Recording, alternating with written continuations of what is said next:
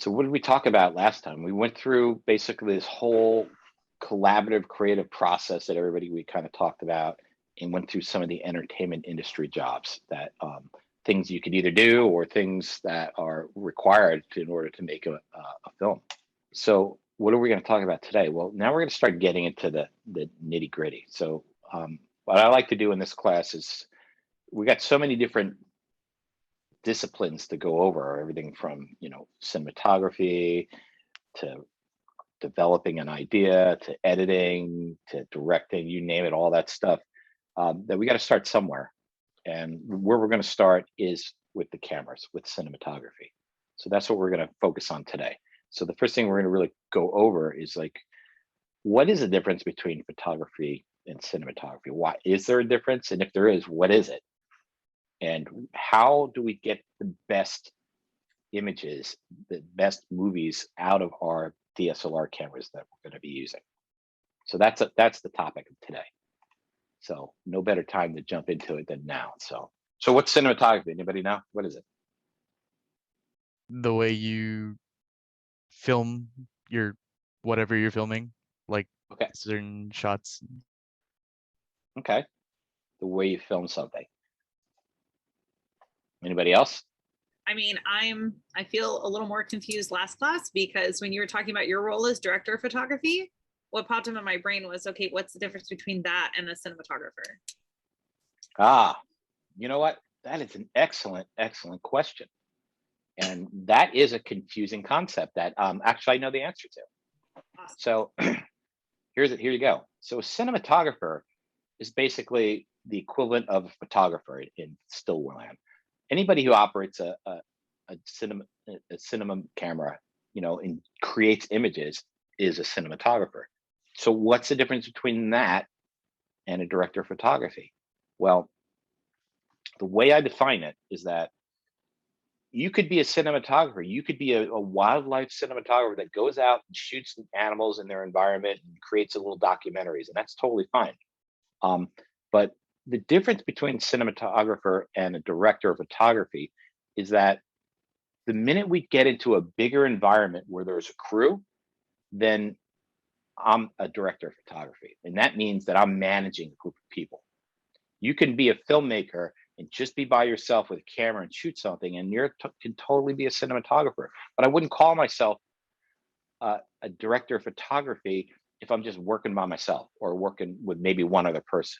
The minute I have a lighting crew, a camera crew, and I'm working with other departments and trying to coordinate everything and make it happen, that's when I consider a director of photography. Like I shot for at least 15, 10, yeah, maybe 10 years before I ever considered myself a DP. And that was the only time I considered myself a DP was after I got my first show, big TV show, where I had multiple people working underneath me as a crew.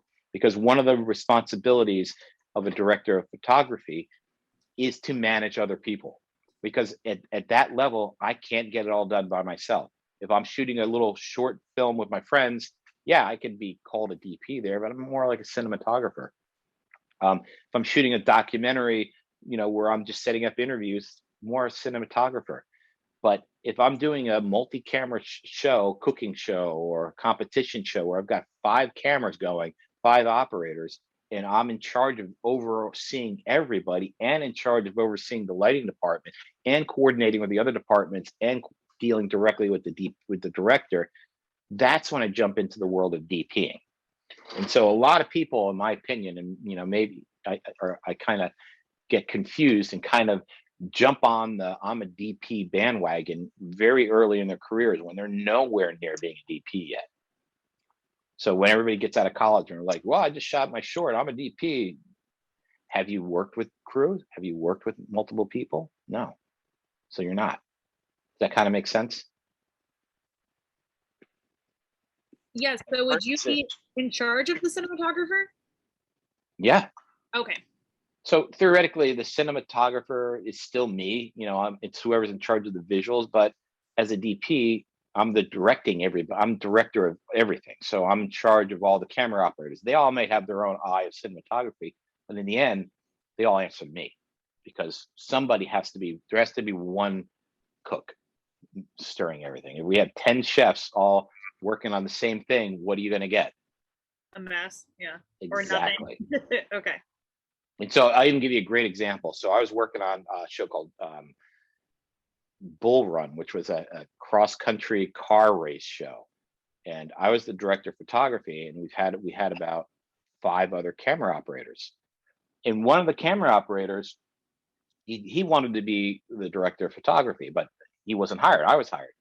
So he would sidestep me and talk with the director and try to get him to do stuff with him. And I finally had to stop him and say, what are you doing? You're jeopardizing the whole crew here, because you can't go off and do everything on your own. We're all part of one team. We all need to work together.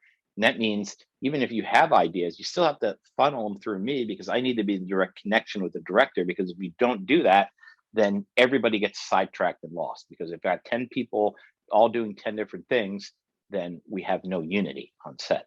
Does that kind of make sense? Yes. So it can be a little complicated idea of what the difference between the two. And some people will argue, oh, there is no difference. Anybody who picks up a camera is a DP. It's not true whatsoever. Until you manage, until you've been in those situations where you handle a crew and handle all these other departments and do all this stuff, multitasking. More of my job is managing other people than it is actually getting behind the camera. And that's part of the job. So in the beginning, you could totally be a cinematographer. You could get out of college, start shooting, be a cinematographer. Yeah. Maybe you get your first gig and you're out there with a crew and you're doing something bigger. But you have to do all that in order to, in my opinion, to rise to the ranks of a DP. Any questions or anything before we jump into everything? So just one thing I want to throw out there. If you got questions about anything related to what we're talking about, it doesn't matter what it is, even if it's, I would say not to solely sidetrack us on conversation, but I would take advantage of me while you have it. So when I was in college trying to, get my degree, I would have killed to have somebody who worked in the industry just there at my beck and call. So think of it this way. I'm here. I've got 30 plus years of knowledge stored up in here.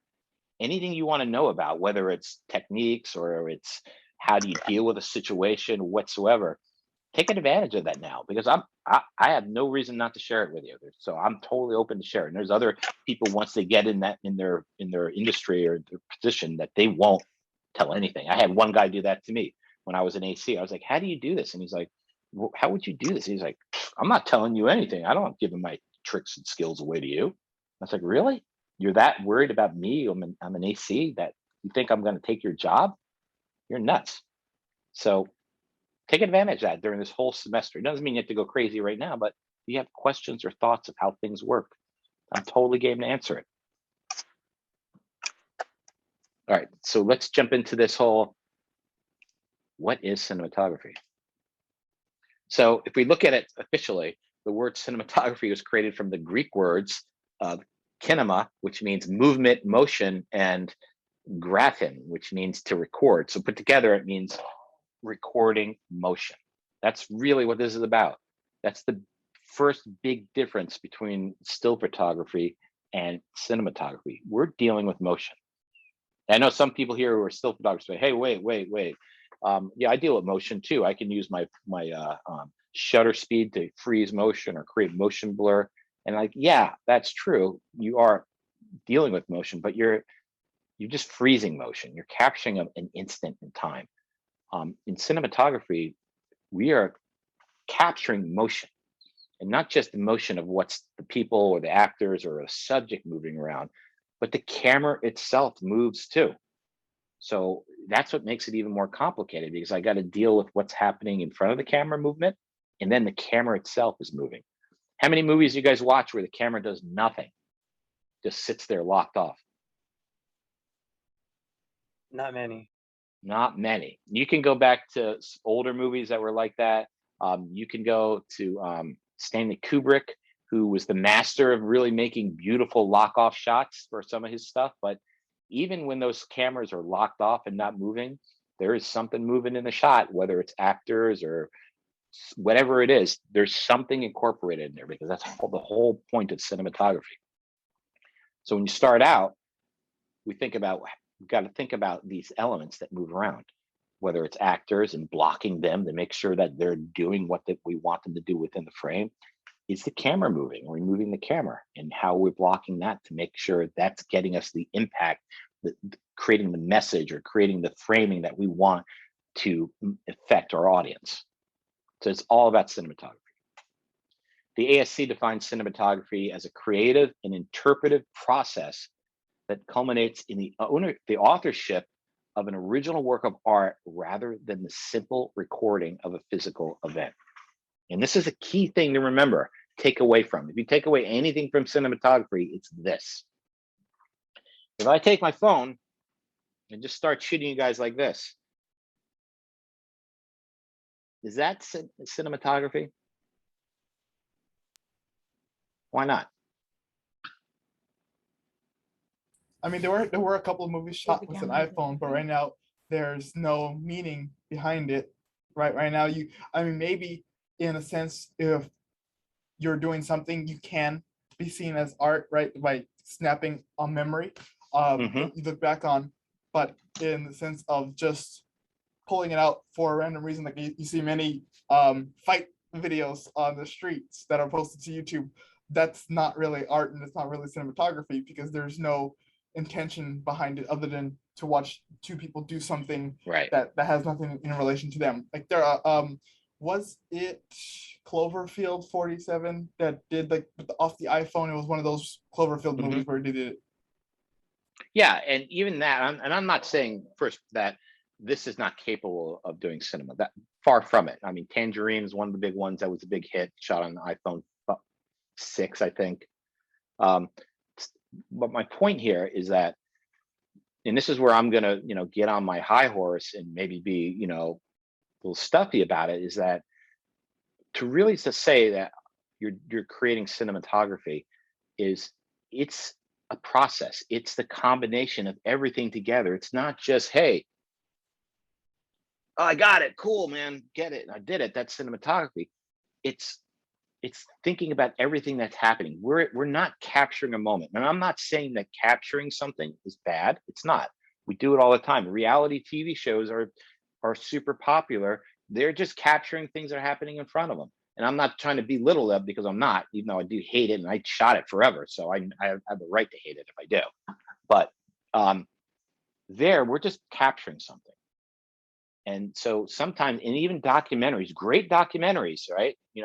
There's the cinematography can be brilliant, but in the end, they're capturing something. They may be capturing it in a beautiful way and finding the right angles to do it, but they're doing something, some process that interprets what's going on here. So if an event is happening in front of me, I'm not just going to break my camera out and just shoot it like this, and just like how you see crowds of people shooting.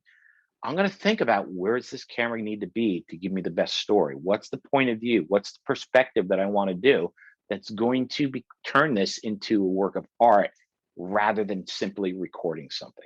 And that's the key difference to me. We're taking this event, whether it's staged like on a narrative script, right, where we have actors and things happening, or it's a documentary where we're following somebody around and creating something, capturing something that's happening in real time. We're going to interpret what's happening and create something that is bigger than what that thing is on its own, which means we're going to apply some aesthetics in there. We're going to apply something that kind of turns it into a form of art. And so when the ASC defines this, they're basically saying that it's not just the camera, it's not putting the camera right in the right place, it's everything else that combines with it. And if we think about the movie industry and the narrative, then we're talking about the direction, we're talking about the actors, we're talking about the lighting, we're talking about blocking, we're talking about the camera movement. All these individual things, once combined together, that makes quote unquote cinematography, it suddenly now is an art. And that's what you're creating, a piece of work, a piece of original art that when you're done, you step away and look at this thing that you captured and created. It's its own thing. It's not just what you captured in front of you, like a fight you're just talking about.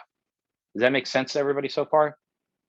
That's what I meant by intention. Yes. Like there's no intention behind it. Exactly. So we're right there. I'm just enhancing what you brought up. So that's something really you want to think about a lot in this class. when it comes to playing with the cameras, and even if it's your own iPhone, it's not just about standing there and shooting. It's about how am I going to take this thing and create a point of view, create a perspective on it, tell a narrative. How is the camera movement, the camera enhancing the story or whatever it is I'm trying to capture? And that can happen multiple ways. That can happen as me sitting down with a director and blocking everything out and storyboarding all the shots and coming up with this whole idea of how we're going to tell this point of view and perspective. Or it could be me shooting a documentary where I'm there with the camera, things are unraveling in real time in front of me, and I'm calculating on the fly where to put the camera in the best possible position to make this more cinematic and make this more compelling than just standing there and shooting. So both sides of the coin are equally as important, and it's a different way to approach it. And sometimes I'll even argue that the documentary world / reality can be more of a complicated thing to do because you don't have the time to sit back and think about it. It has to happen in real time right in front of you. And there's something amazing about that. But flip it to the other side, there's something really brilliant about looking at a very well blocked out, storyboarded scene that is shot and it looks beautiful and brilliant. And you forget about the camera and you're just caught up in the story that's happening. That doesn't happen on its own. That it happens with hard work from a team of people to make that happen. So think about this whole thing. I think this is probably the most important thing in cinematography that you're going to learn in this class. It's not about just the camera there. It's what you do with the camera that makes it cinematography. Any other thoughts or questions about this? Okay. No, it's just like like how I said with the iPhone from the Cloverfield movie, right? The intention, not just because from the iPhone, but the intention is that you're there. That's Right, the perspective behind it. That's the Totally. cinematography idea. Absolutely. And that was their whole point of view. That in fact, they didn't even shoot on iPhones. They used different regular cameras that they made it look like they were handheld iPhone cameras. But that was an aesthetic choice. They did that because they wanted you to feel like it was happening like that. So let's jump on to this next thing. So cinematography is not a subcategory of photography. Rather, it's the opposite. Photography is but one small craft that the cinematographer uses in addition to other physical, organizational, managerial, interpretive, and image manipulating techniques to effect one coherent process. And that sounds like a whole big line of mumbo jumbo. But what it means is, when we back up for a second, when I say photography, I'm not talking about still photography. I'm talking about motion. On set, whenever we talk about principal photography, we're talking about a cinema camera. We're talking about capturing film, motion on film or on video or digital or whatever. In fact, still photography on set is called still photography. The still photographer is defined separately than anything that's photography is with the cinema department. So when we talk about this idea of cinematography, it's not a part of the process of capturing images. That's the opposite. The process of capturing something is just part of the game plan. It's just like what I just said before. I still need to have the physically moving. So if I'm going to shoot something, I need to have something in front of the camera, right? So if I have no art department and I can't build sets or have something that looks like it should be in my movie, then I don't have that to shoot, and no one's going to believe me that that's what my story is about, right? So it's physical, organizational. I've got all these departments all working together that need to help make this thing get put on the screen. That means somebody has to be organizing and keeping track of everything. That means someone's got to manage, someone's got to interpret what the director wants. We have to use image manipulating techniques. So I'm going to not just, again, hold the camera up and shoot.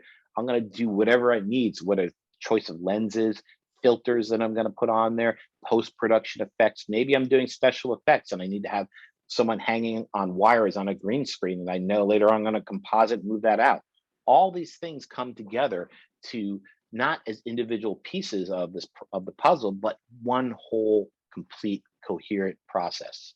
So in the end, if you're watching a movie and you're like, oh man, that effect, yeah, it looked okay, it was kind of cool. Or man, did you see that camera move?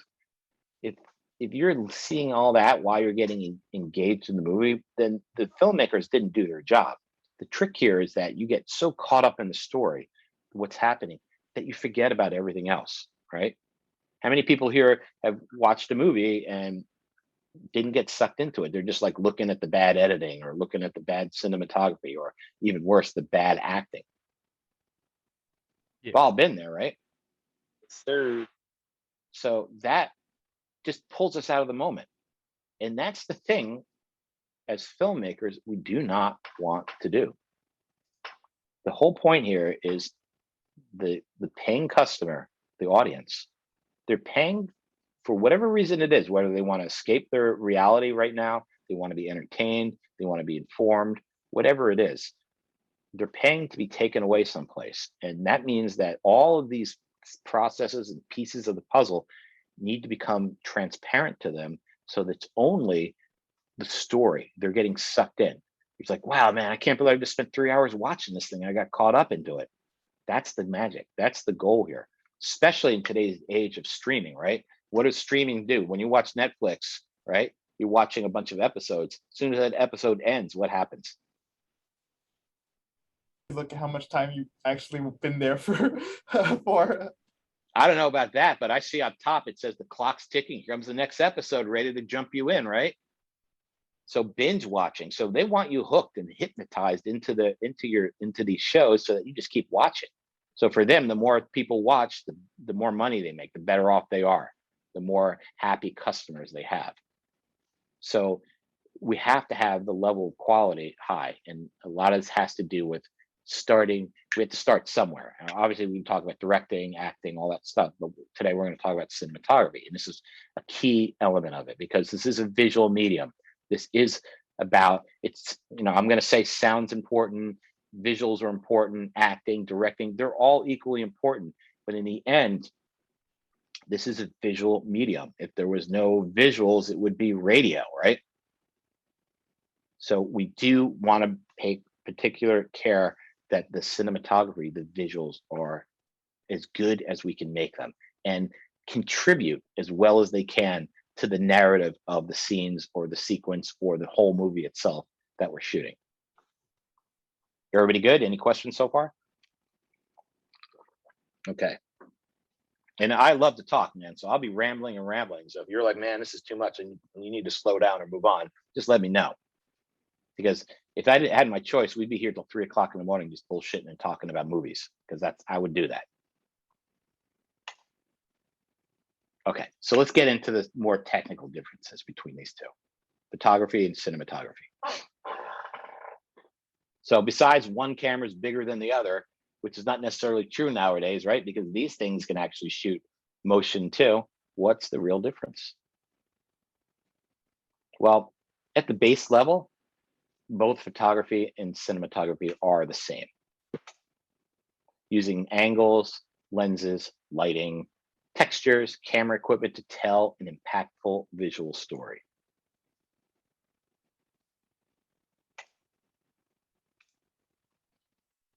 So still photography aims to tell a story all in one frame in an instant of time. This is the big thing to grasp there.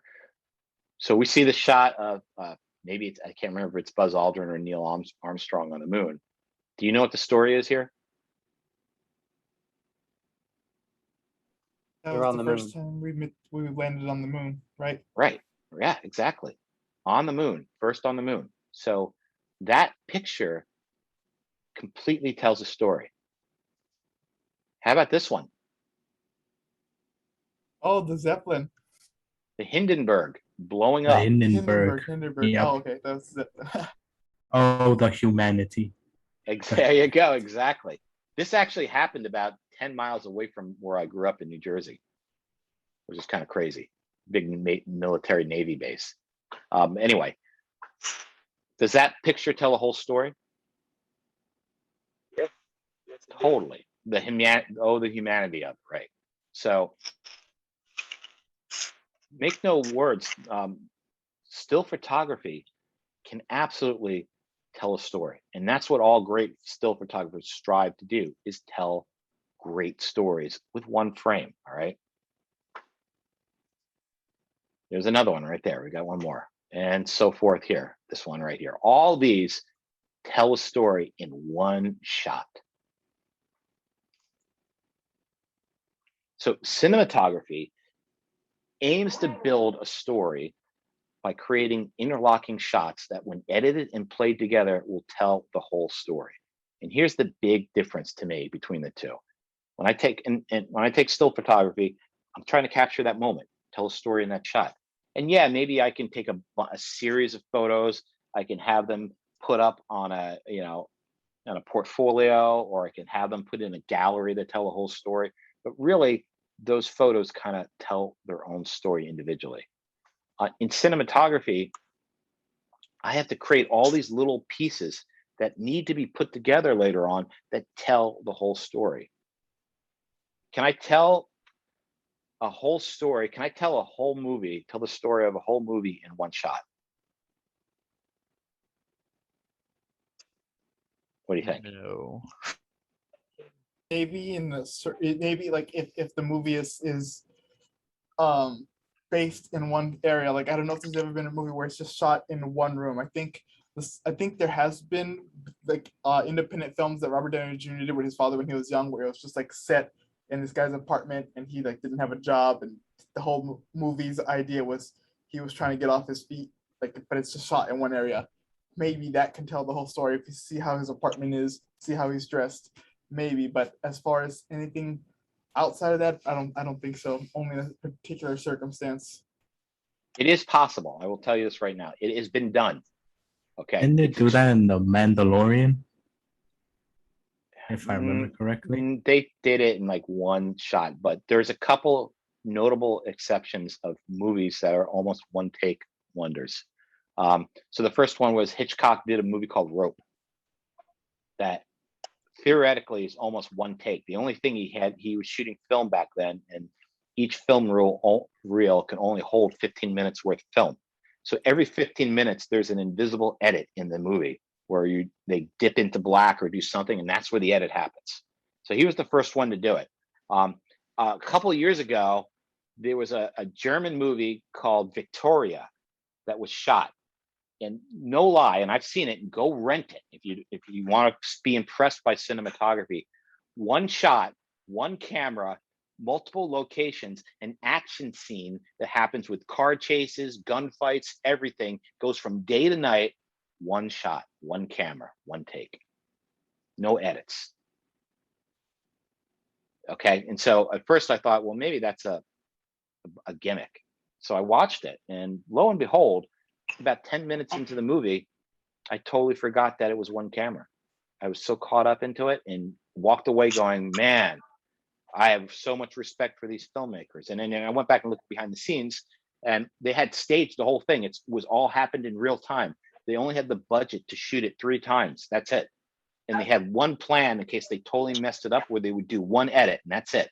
But the second or third take they did was the one that they nailed it. And so everything from explosions, car crashes, to sound people spread across a whole block or whole area of working, it was pretty impressive that they did this. So I'm not going to, and then there's examples of Birdman where they had long running shots that were taken in one shot. So the bottom line is, these are the exceptions to the rule. It can be done, and it's not easily done, and it's super challenging to do, but it can be done. But majority of the movies that we watch, TV shows, whatever, it's done by shooting multiple angles that are all these interlocking shots that are intentionally shot so that when they're put together, it tells the story. And so when you start thinking about blocking and framing and composing your shots, you really have to think about how these individual shots you're creating interact and interlock with each other. So it's a much bigger world of multitasking, of thinking outside the box and thinking about the bigger picture of the whole story than it is just shooting a couple shots, still shots with your camera in a still photography world. That makes sense? So the difficult part about this is trying to figure out how these shots work together, how they connect with each other. How do I start with a wide shot? It goes to a shot like this, that comes up to a close-up that works in together in the edit and yet still tells the story? How do I shoot 3 separate takes of something and make sure the actor is moving in the same direction at the same time, says the lines in the right place? This is the challenge of cinematography. That's not just about making sure the camera is exposed and focused in pretty light.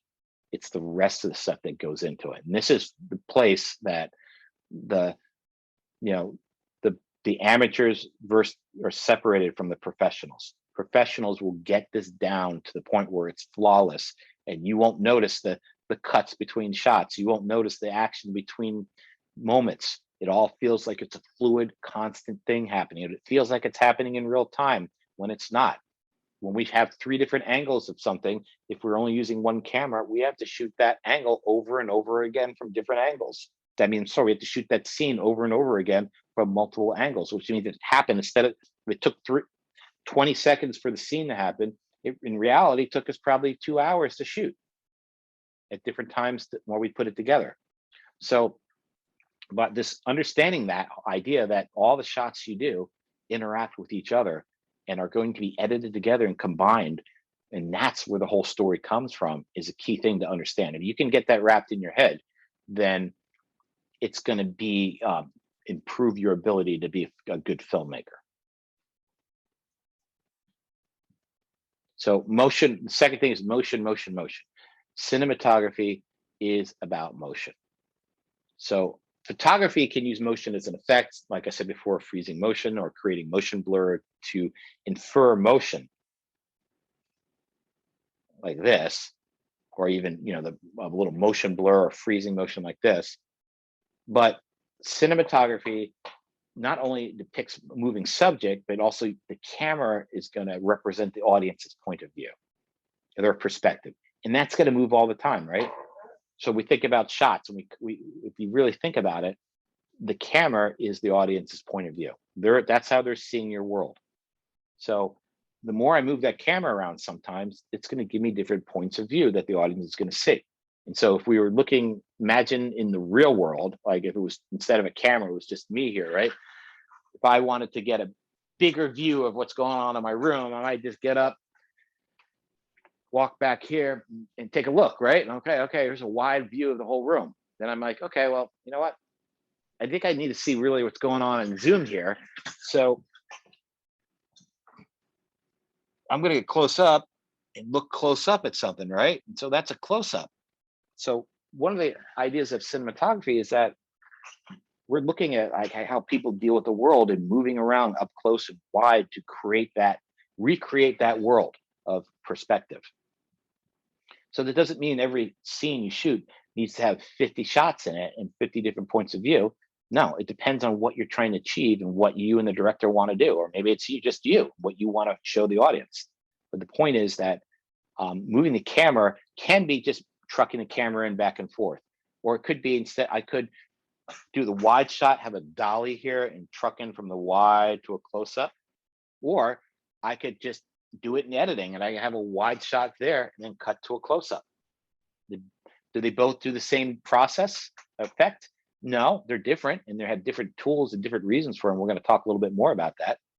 But the whole point here is that we want to change the audience's perspective. And to do that, we usually move the camera. So I can do it in editing, or I can do it in actually physically moving the camera. Does that make sense to everybody? Yes. So movement plays a considerable role in the emotional language of film images and the audience's emotional reaction to the action. So that's why we see all these elaborate dolly moves. That's why cameras are on steady cams or gimbals or techno cranes or drones, because we want to move the audience. We want to change their point of view, bring them into it. If I shoot everything on a tripod from far away, we're not engaged, we're not caught up in it as much. So the more I move the camera, the better off I am. So it doesn't mean I have to move the camera all the time, but I certainly want to try to move the camera as much as physically possible. And that may be simple. Maybe I don't need to have a dolly and a techno crane all the time. Maybe I am on a tripod And maybe it's panning the camera, maybe it's a tilt down to reveal something. You know, it could be as simple as that, or it could be a super complicated, you know, a gimbal shot where the camera is floating and spinning around the room with the actors and intertwined with each other. It all depends on what you're trying to achieve.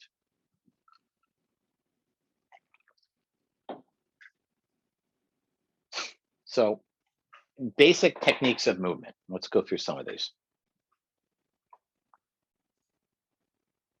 So the first one is going to be the simplest one. It's going to be a pan. In fact, let me grab it. I'm going to grab a tripod real quick. I'm going to pan the camera. It's just as a pan, simple pan, right? We're all familiar with it, right? It's a horizontal shift in viewpoint from a fixed position, like turning your head. Think of it as turning your head side to side. So if I'm looking over here and I look back this way, that's a pan, like this.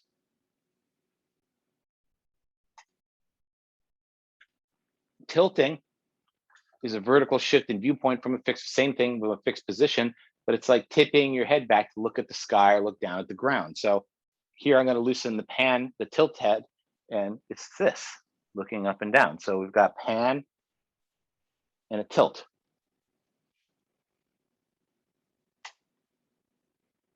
Now it gets more interesting. So a dolly is placing the camera on a moving platform to move it closer or farther from the subject. So if I had this on a dolly and I'm going to dolly in, the camera is going to dolly in like this to you. And if I dolly back, it's going to dolly away. Why would I do that compared to why can't I just zoom the camera lens instead? Is there a difference between dollying and zooming, you think?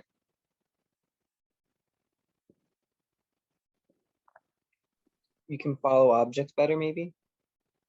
It's a good thought, but there might be a little more to it than that. I think to keep a presence when you zoom in, you really focus on a certain thing. This is like if you want wide shot angles, but you want to keep it moving, or you want the background to expand, maybe. Okay, you're on the right track. It's a perspective shift. So when I zoom, you're kind of right. So if I have a wide lens here, I have it wide. It's a big wide vista, right? And as I zoom, it's going to get tighter and tighter, but it's going to start compressing the background down. It's going to get more out of focus and more shallow, and it's just we're going to see less of the background. So it kind of is like the camera's a little removed from everything. But if I dolly, so if I zoom, if I'm back here with the camera like this, and I zoom into you, into the frame, I'm kind of looking at my computer from a distance.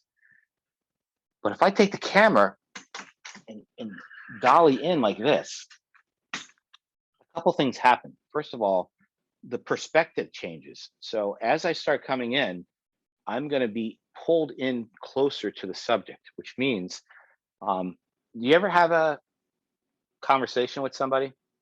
Have you ever had a conversation with somebody before? Yes. I know it's weird. Yes. I know it's hard in these days with Zoom, right? This is the best we get. But prior to the Zoom world, when you talk to somebody, let's say, do you talk to them from across the room or do you sit close to them? What do you do? And I guess I know it depends on who you know, right? You sit close. And what does that affect? How does that create the mood or the environment? And we're not talking about, hey baby, what's up? You come here often, not that type of stuff, but just having a normal conversation. Intimacy. I mean, yeah, it's intimacy, whether it's romantic or not, it's still intimacy. Exactly. So if I shoot from back there with a long lens, does that feel intimate?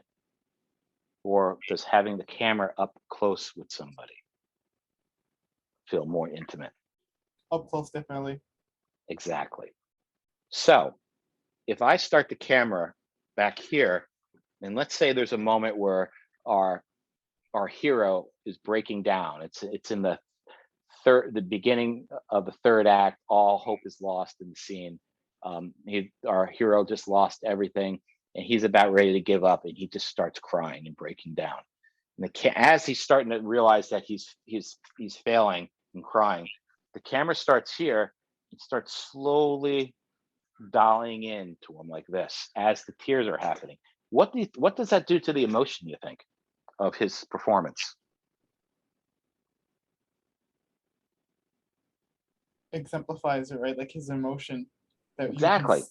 It's like you're being there with him. So there's a great technique. Go watch every movie you watch. That moment when there's an emotional release from the actor, something's going to happen.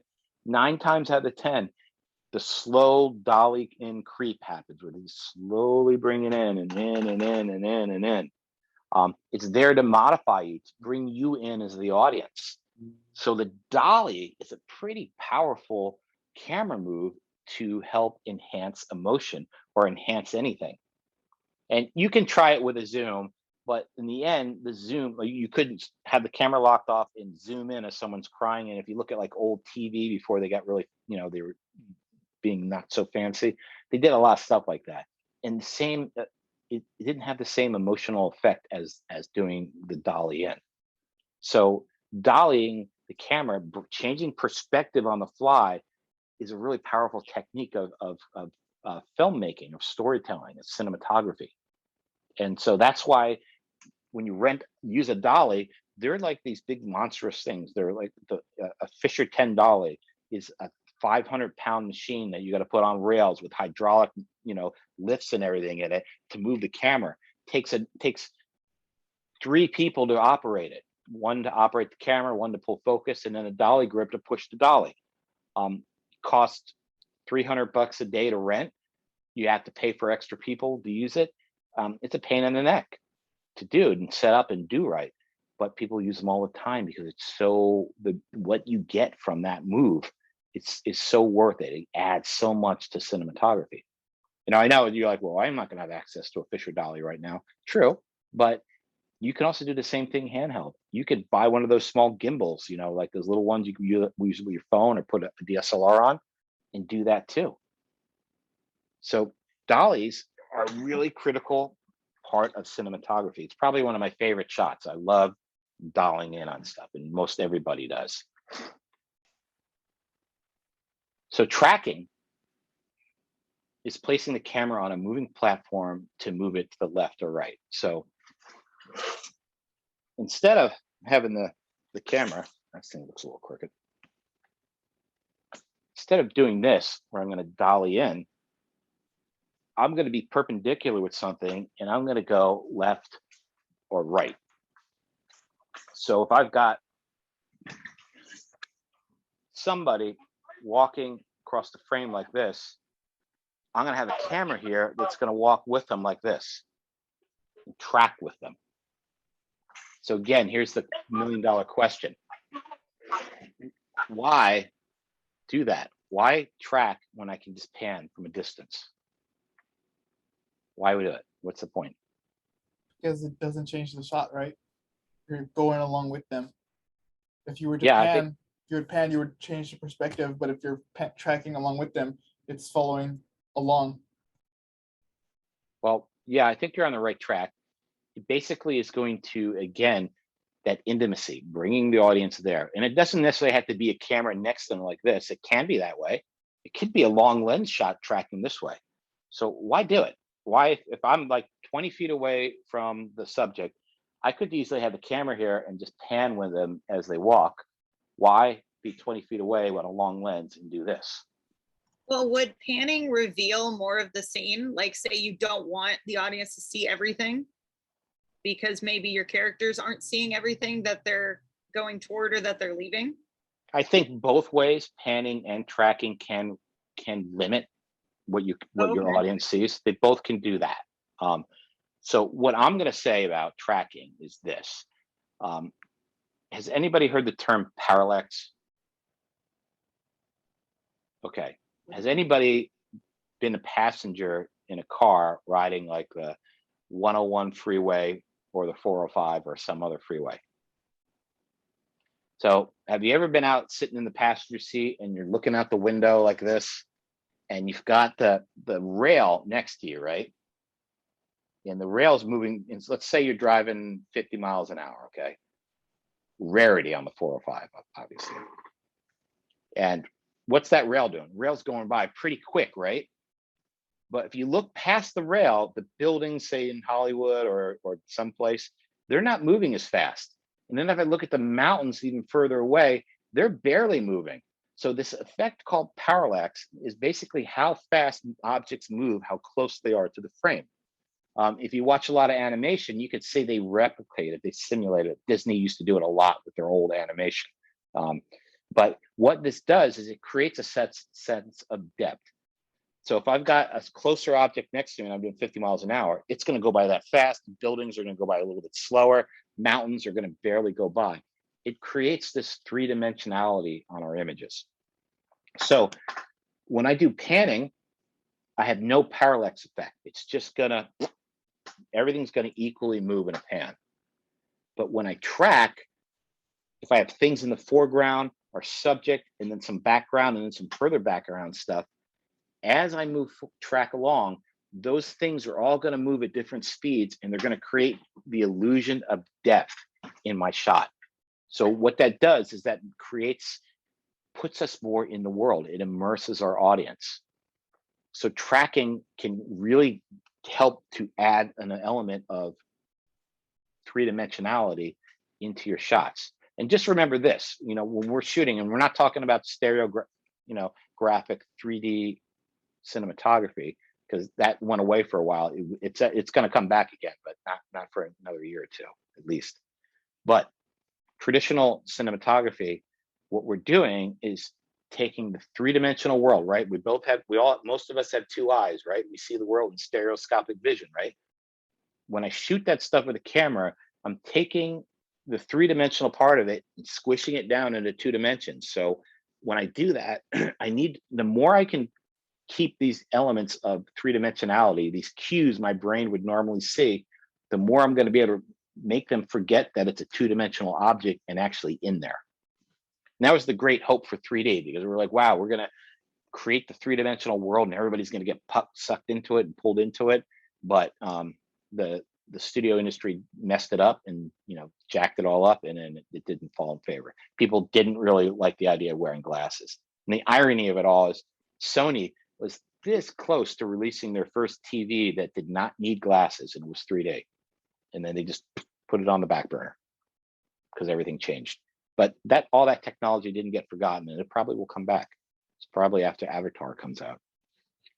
So tracking with this parallax thing, I should put it in here and you can look it up if you want, but you can see it. Next time you're on the freeway, just look out to the side and watch as everything goes by, and you'll see exactly what I'm talking about. That creates these cues, these 3D cues for our audience to see. And so what does that mean for you as a filmmaker? Well, it just means your stuff's going to be more compelling, more interesting, more pulling my audience in. So the more I can move the camera, the more my audience is going to be captivated by the scenes. I could still shoot stuff static if I wanted to on the tripod, panning. Do I do that? Of course, yeah. You can't always afford to move the camera nonstop. Sometimes you can, sometimes you can't. But if we have a balance between staticky tripod stuff and then moving the camera around on dollies or handheld or gimbals, or pick your favorite way to move it, you can have something that's more compelling. Any questions about that?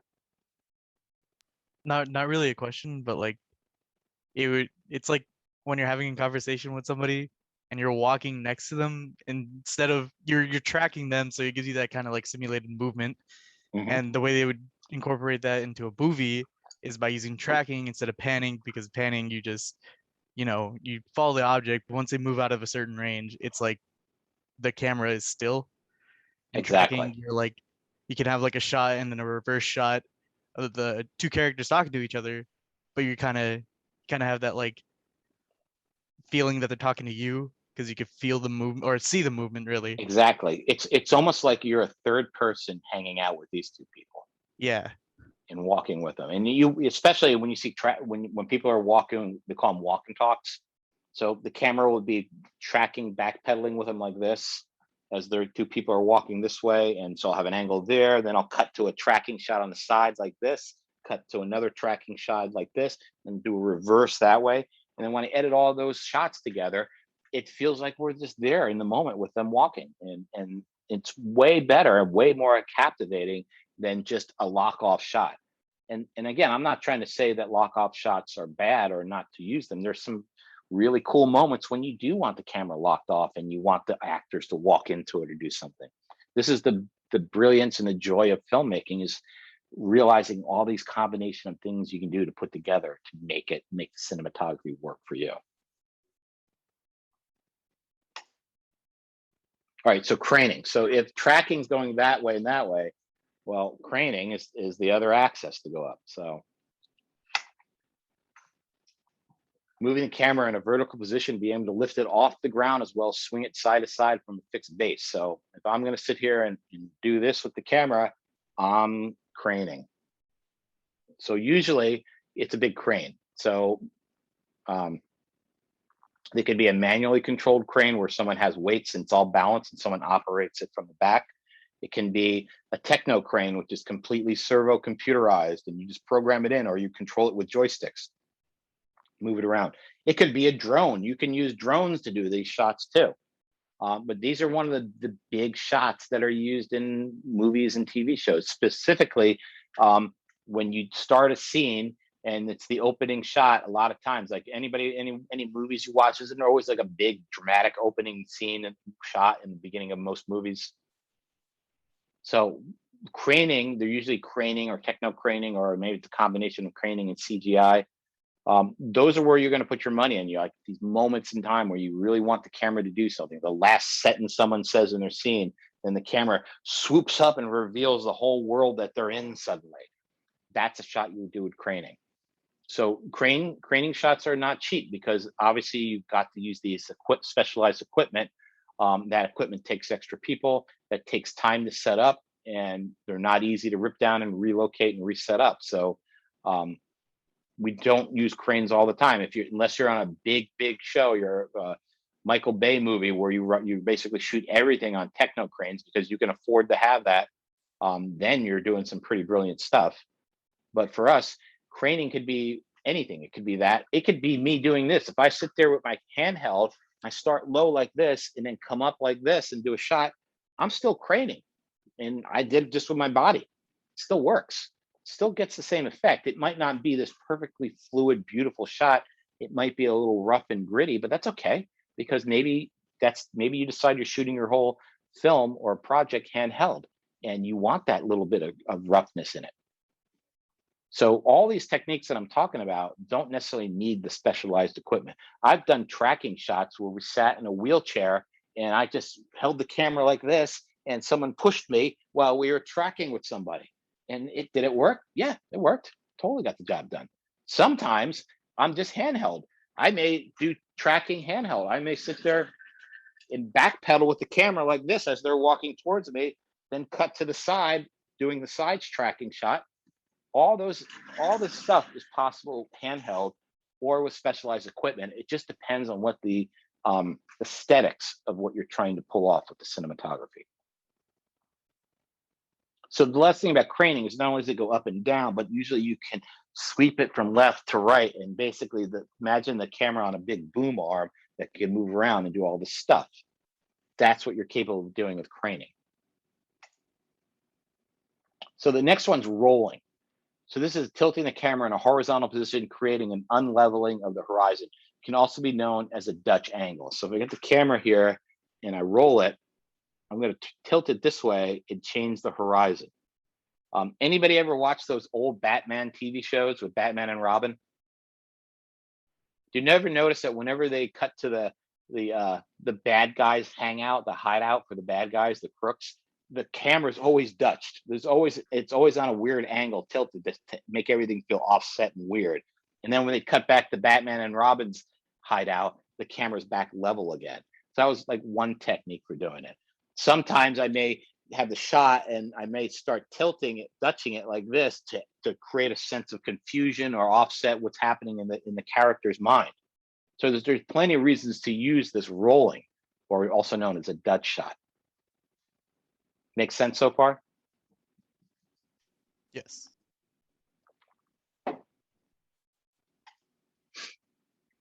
Okay, so here we go. Dolly, pedestal, truck shot, pan shot, tilt shot, roll shot. These are all individual shots, okay?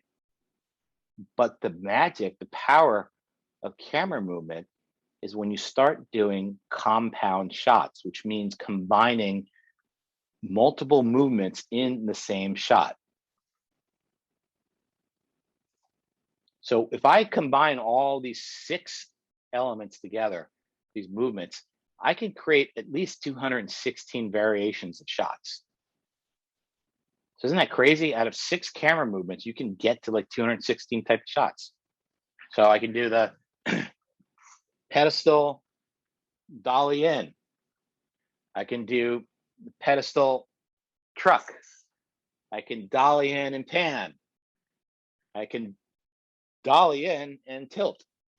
I can dolly, pedestal, and tilt at the same time. So once you understand these 6 basic, simple forms of camera movement, the magic is when you learn to combine them together and create something. And guarantee you, 99% of every shot, all shots you see that are moving, they are using combinations of shots. They're using these compound moves. So anytime the camera is on a dolly moving, I guarantee you it's panning somehow. But even if they're just trying to compensate for, where the actors are. If I'm petting up with the shot, I guarantee you the shot's tilting down at the same time. Rolling, I could do a whole cool shot where I'm coming into somebody, and as I come in, I twist and roll the camera to get this weird, like, what? I'm really confused type of thing going on. So you want to think about these as the alphabet, the basic elements of camera movement, of camera shots. I always think in my head about pans, tilts, trucks, pedestal, dolly, rolls, and how I combine them together to do stuff. Then you could truly see the power of moving the camera. Does that kind of make sense to everybody? Anybody have any questions or thoughts so far? Yeah, I think the way you're describing it kind of reminds you of the very first episode of the TV show The Blacklist. Like, I believe it starts off with the camera aiming directly to the ground, and you see the CIA symbol, and it starts to pedestal down and start tilting upwards down to ground level, so we can see the main character, Red, entering the building and about to threaten everybody. All right, yeah, I totally can see what you're talking about. Mm-hmm. So I want you guys to start thinking about this. Start thinking about how things move. Start thinking about seeing the world through a lens all the time. And that could be a blessing and a curse at the same time. So for me, because this is what I've done most of my life, and this is what I love doing, I really do see a good chunk of the world as lenses. When I'm even just looking around now, I'm looking at you guys right now. I'm like, okay, I'm looking at this in a 35 millimeter lens. It kind of looks like that. If I back up, yeah, it would be probably a 14 millimeter lens. I start thinking about how, interpreting the world through a lens, even if I don't have a camera in front of me. And that's a good place to get your head kind of conditioned for, even if you don't plan on operating camera, maybe you just want to be a director, right? By understanding all this, and that's really important to be a director. If you just like, well, I'm a director and I'm not really interested in all this stuff, you're sadly mistaken. Directors really, really need to understand how cameras move, because that's part of their job. If they just tell the DP, hey, just do whatever you want, I don't really care, I just want to get the shot, then you lose control over this. And so one of the greatest, probably will go down as one of the greatest directors who is just a master of blocking camera movement is Steven Spielberg. I mean, if you look at any of his movies, the blocking, the camera movement is just unbelievable. Even as he got further in his career, not that he's done now, but some of the later movies he's made, he just keeps taking it to the next level. And that's where that guy shines. He knows how to block actors. He knows how to block cameras. And he wouldn't be able to do that if he didn't really understand how cameras move, how they work. And not necessarily about, well, what type of film to put in and the aperture and all that stuff, but more about how does a camera truck affect somebody? How does that dolly in affect somebody? And we're going to see some examples of his work and kind of start identifying that type of thing, how the camera affects the audience. So I think it's pretty powerful. And this is probably, to me, this is the big the big thing between still photography and cinematography. Is I don't really think about dollying and petting and panning and tilting and rolling. Yeah, I might touch the camera a little bit when I take a still shot, but none of this stuff happens in real time during the shot. You can try and do it to create an effect, but it's not the same thing.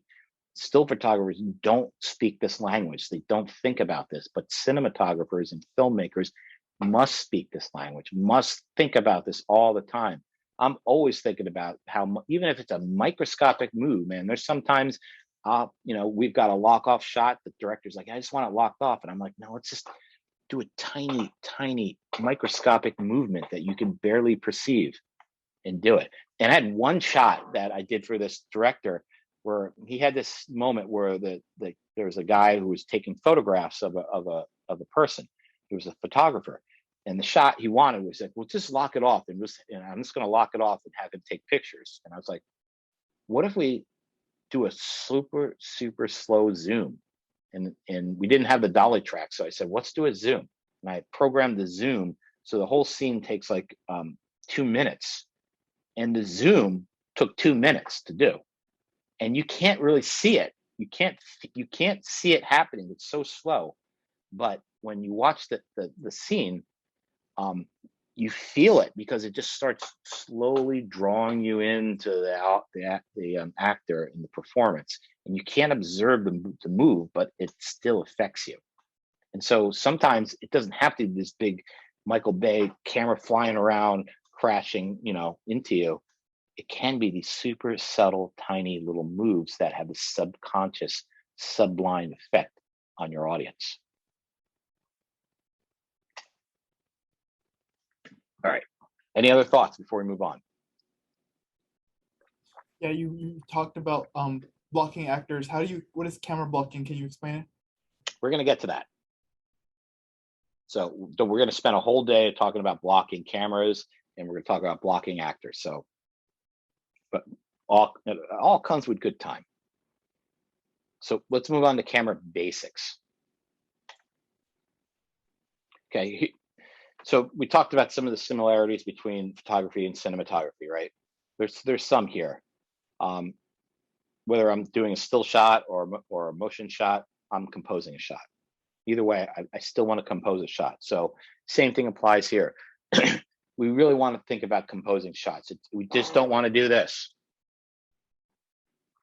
Got it in the can.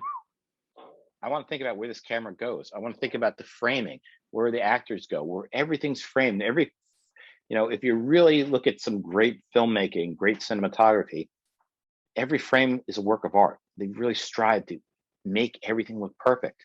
And how you define perfect, well, that's up to you as the filmmaker.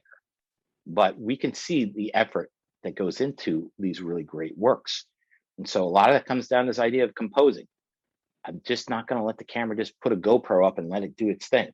I'm going to frame this thing up specifically thinking about the story, the emotions that are going through the moment. What's the point of view of all these different things that you need to take into account when I'm composing a shot? So that happens both photography and cinematography. Both of these systems, both photography and cinematography, are going to use lenses to control aperture and focus. So nothing changes. I'm going to use a lens. I got to take lens to collect light and aim it onto a film plate or a sensor, and that's going to turn it into zeros and ones. It's going to become frames that are going to become, a movie or a QuickTime file or a video file. So the lens controls aperture. So what's aperture? Aperture is how much light is let into the camera. And so we'll talk a little bit about that and go a little bit more detail about that. But that's one of the important things that a lens does. It controls how much light comes in. One of the things that are tightly integrated with aperture is depth of field. So the more shallow of a depth of field I want, which usually comes out to being more cinematic, the bigger my aperture needs to be open. The other thing the lens does is control focus. So focus between still and cinematography are two different things. And this is where some still lens, when you shoot stuff on still lenses, it can become a problem because you'll be like, why don't we just use still lenses when we shoot movies? Why can't I just use this camera right here and use this lens and shoot with it. Movies, I mean, you can, and people do it all the time. I've done it in the past, but it's a rougher thing to do because this lens is designed to focus really quick for one moment. That's what it's designed to do. It's usually autofocus and got servos on it. And when you hold down the shutter halfway, the servo's like gets the focus, takes a picture, move on. I'm having trouble hearing you. You are, Siri. Why? Why do you even want to talk to me, Siri? Why don't you go away? Don't you know not to bother me during a lecture? Anyway, focus on a cinema lens has a bigger focus marks because I'm actually tracking focus with people in real time, not just snapping a moment. So sometimes these lenses will be much more difficult to work with, a still lens versus cinema lens. So there's a little bit of difference there. They both still control focus, but cinema, it wants to have much more fine, deep control over focus, where still photography is really relying on mostly on autofocus or quickly focusing, not trying to be more precise about it, if that kind of makes sense. Both of them are going to have a shutter. So shutter on a still camera is basically going to open up, let the light in, close it, capture my frame. Still, I'm sorry, cinema cameras also have a shutter because they just don't stay open and it collects light. We need to have a shutter to capture each frame. So when we talk about frame rates, in which we will talk about in a little bit, here's the grand illusion. Do cinema cameras capture motion?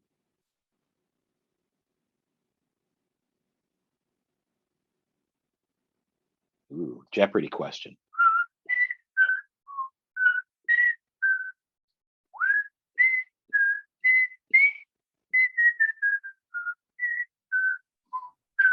Yes. Yes, they do.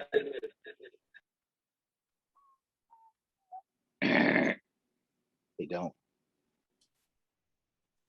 And I know you're like, what you talking about? Are you crazy? See, I heard that echo. Yep. They don't. It's an illusion. The whole thing's an illusion. We'll talk about that in a minute. And the shutter has to do with it. They don't capture motion. In fact, I think that's where I'm going to next. So keep that in the back of your head, and I'm going to answer that riddle in a minute. So they do have those similarities, but they do have some big, big differences. And this is the key section that you want to pay attention to. And this is where most people screw up when they start shooting with these things, these DSLRs, because they think, oh, well, I'll just put it in film mode or video mode and capture something. But they don't take into account these differences that I'm about to talk about that will make and break your images, whether they look like cinematic images or they look like iPhone images. And I'm not belittling iPhones or smartphones, but they have limitations. Why? And that's why we don't shoot major motion pictures with still cameras or big iPhones. If these cameras were so great and did the job good, I guarantee you Hollywood would be shooting with them, but they're not. They could pick any camera in the world they want, and they're going to shoot with professional cinema cameras for some of these reasons. First one's motion. Motion is going to equal frame rate. So here's the illusion. The number of frames captured per second is usually 24, 30, or 60, right? Anybody? So why would we have, anybody familiar with these ideas here? Why would we shoot 24, 30, or 60? What's the difference? What's the point? Isn't it speed at which it's shown? True, but what does it do? Is there a difference between? Go ahead. It looks more cinematic when you shoot at 24 frames per second. Also, it's the basic for the movies. Yes, that's a good. I wonder why. That happens. It has a shutter speed, I think, something like that. Say that again. The shutter speed of the 24 frames per second. Oh, you are so on the right track, but we're going to get to it in a minute. So still cameras don't deal with motion, so they don't have frame rates. We have frame rates, so we have to deal with frame rates. So it's the number of frames captured per second. So usually it's 24 frames, 30 frames, or 60 frames per second. There are alternatives. There's 48 frames per second, which was done by The Hobbit when the movie came out. There's some talk about doing 128 frames at 20 frames per second. But those are still theoretical, but these are the 3 base frame rates that are used in the industry. This is called base frame rate. And this also could be known as playback. And on some cameras like Sony's, it also be known as system frequency. So here's the key here.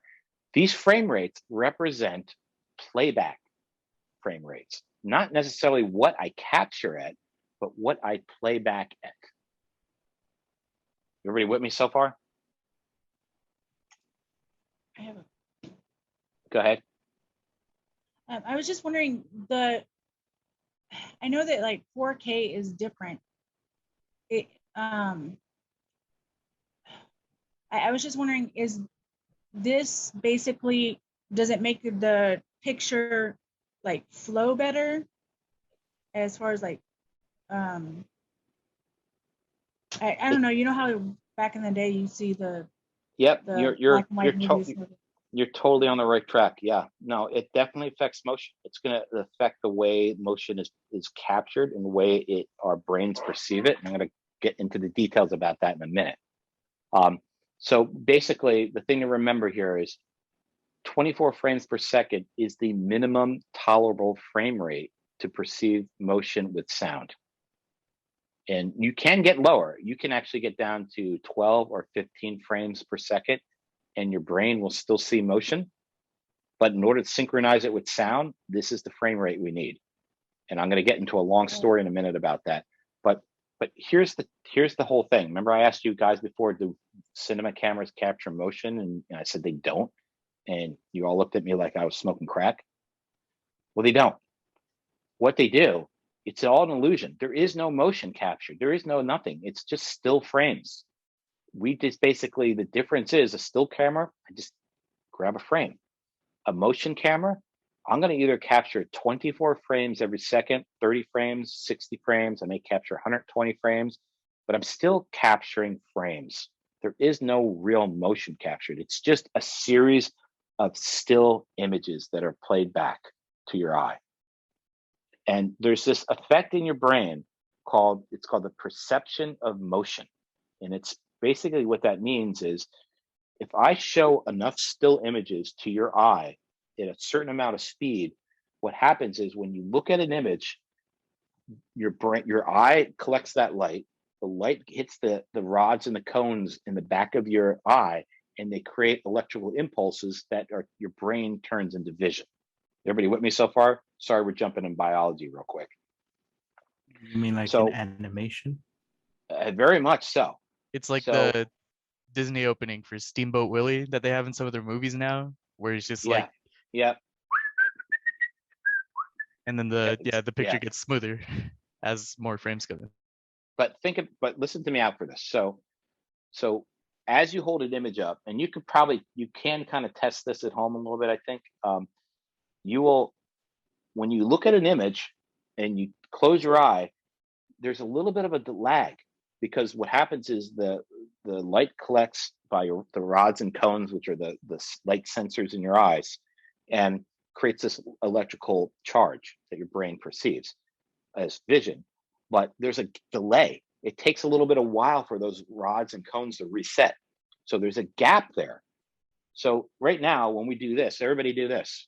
We all see motion, right? Because we're really seeing motion. This is really motion. There's no frame rate here in your eyes. But when I show multiple images, still images, at a fast enough pace, that little delay where there's a lag of the image in your eye doesn't go away. So one image comes up, then the lag starts fading, but the next image comes up and then it fades again, but the fade never goes away. And so if you play enough still images fast enough, like 24 frames a second, your brain will be tricked into thinking there is motion. Isn't that crazy? So there is no motion. It's all still frames. And this is going to come into a critical moment when we start talking about some of the technology in the camera. So 24 frames a second is the minimum tolerable frame rate, like I said, to perceive motion and sound. So that's what movies are played at, right? That's what they're recorded at. Why is that? Why did they pick that frame rate? Anybody know? Is it technical? Is it what? Can you take a think, guess? if it's at 60, you're able to capture more in that scene of how much time, like 60 frames per second, you can pick and edit through the most precise, like best emotional parts of that scene.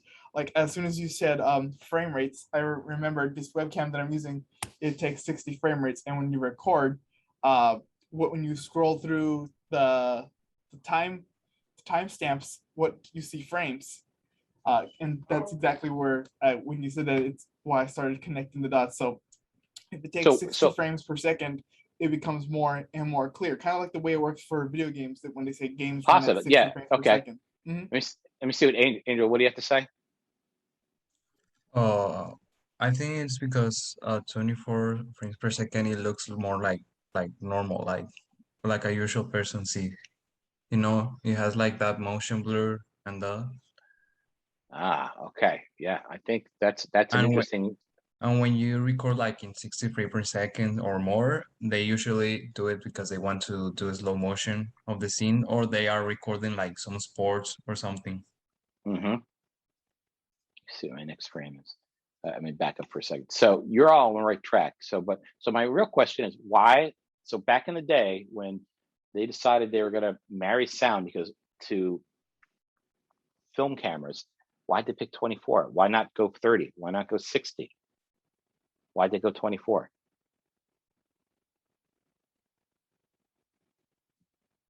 It's more real, like the human eye, maybe. That's what we all go ahead. It's easier to sync up audio. Now everybody, so here's the weird thing. So we think of 24. So 24 frames per second is associated with going to the movies, right? 30 frames per second is associated with television. Most TV shows are 30 frames a second. 60 frames per second is more geared towards video games. Okay. So why did they do all these things? All right. So let's start with film. The bottom line is the real reason why movies are considered cinematic at 24 frames a second. It sounds romantic, this idea, oh, what's the exact motion blur that our eyes have? It has the most, it makes it all mysterious and more cinematic. The truth is, back in the day, when the producers were like, okay, well, we're going to marry sound, we have to have a certain frame rate. What are we going to do? They were basically like, what's the least amount of film we can run through the camera and still make it work? And they're like, 24 frames. Okay, all right, let's do 24 because it's going to save us so much money on film. And that's why we have 24 frames a second for movies. And everybody thinks it's a super romantic thing. And in the reality is it's not. It was all about economics. And I'm not saying that 24 frames per second doesn't have this mysterious quality to it, because it does. And it does make things work more. It removes the reality of the world. And that's why, you know, we look at stuff on television, specifically in the old days when it was standard def, movies didn't quite feel the same way because they looked more soap opera like, right? It's because of the frame rate. Now, why? So if film is 24, why is television 30 frames per second? And the answer to that is technology. So back in the day, without going super elaborate into how TVs work, when I send a broadcast a signal out, I'm basically have a camera somewhere in the studio. I'm taking that video signal, turning it into radio waves, sending it out over the air, and then your TV has an antenna, brings those radio waves, that signal in, and the reverse happens, and it turns it into a picture on a TV screen. These are very precise frame rates and very precise synchronization that happens between scanning and everything. And so they needed to figure out a way, how can I have a camera, a TV camera, say 1,000 miles away, shoot something, and how can I have the TV set synchronize exactly to the same marching beat as that camera? I can't connect a wire to there or anything like that. So they were trying to figure out the way to do it. And the answer comes through the power, because in this country, our power is 60 hertz, which means that 30 is exactly half of 60. And that means they can synchronize, and it's a little more complicated than that, but I'm not going to go into it in this class, but I can synchronize the TV sets with cameras without having to connect them physically. And so that became 30 frames per second. It's actually 29.98 to be precise, I believe, in this country. If we go to Europe, Europe has a different power scheme than we do. They have 59. So their frame rates are 25. It's different. So the frame rates in these worlds, and so 60 frames per second for video games is exactly what you're saying, that to get more realistic motion without as much blur happening. So all these different frame rates happen. And so what that means for us today, back in the day, before we had good quality, digital cinema cameras, if I was shooting on a TV camera, well, guess what? That camera only does 30 frames per second. If I was shooting a film camera, it will shoot 24, it'll shoot multiple frame rates, but the projectors only play back 24 frames a second. So that's all, depending on what genre you're working, whether film or TV, would dictate what frame rate you were doing. Today, our cameras can do multiple frame rates, multiple base rates, everything. So we now, this whole idea of 24, 30, and 60 frame rates is more about aesthetic choice than technology. So if I want to shoot something that's narrative and I want it to feel very filmic, I'm going to probably shoot 24. And that's because our audience is accustomed to seeing 24 frames a second. If you spent your life going to the movie theater and seeing big projected images that are 24 frames a second, then you're going to associate that aesthetic of that frame rate, that motion blur and all that stuff with that frame rate. And that's going to be perceived to you as cinematic. So that means if I want it to feel cinematic for my audience, I'm going to shoot 24 frames a second.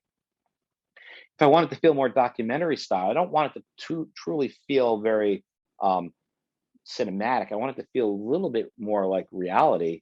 I might shoot 30 frames a second, and that's going to have a little less motion blur in it, a little bit more defined motion. And that's going to make it feel more authentic, more documentary.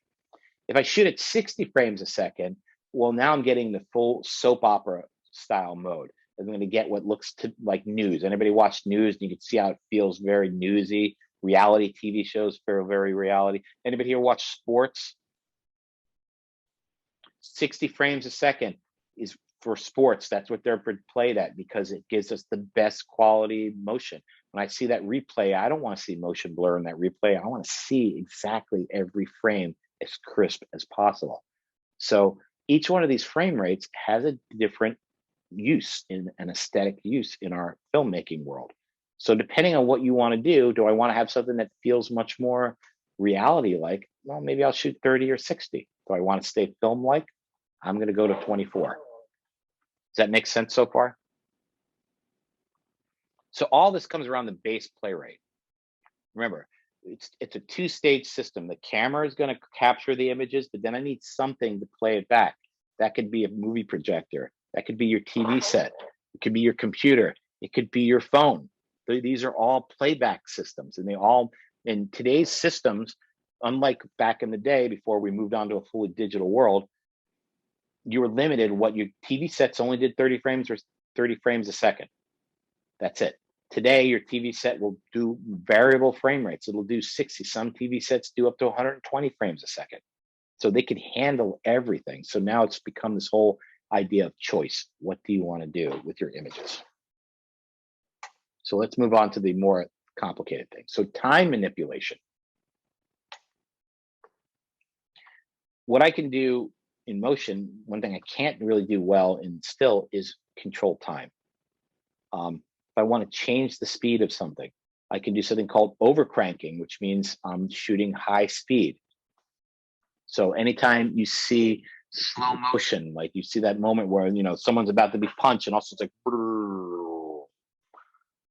they're overcranking the camera. And why they call it overcranking is because back in the day, before we had sync sound, those really old silent movies. Remember anybody seen any of those, like Charlie Chaplin and all that type?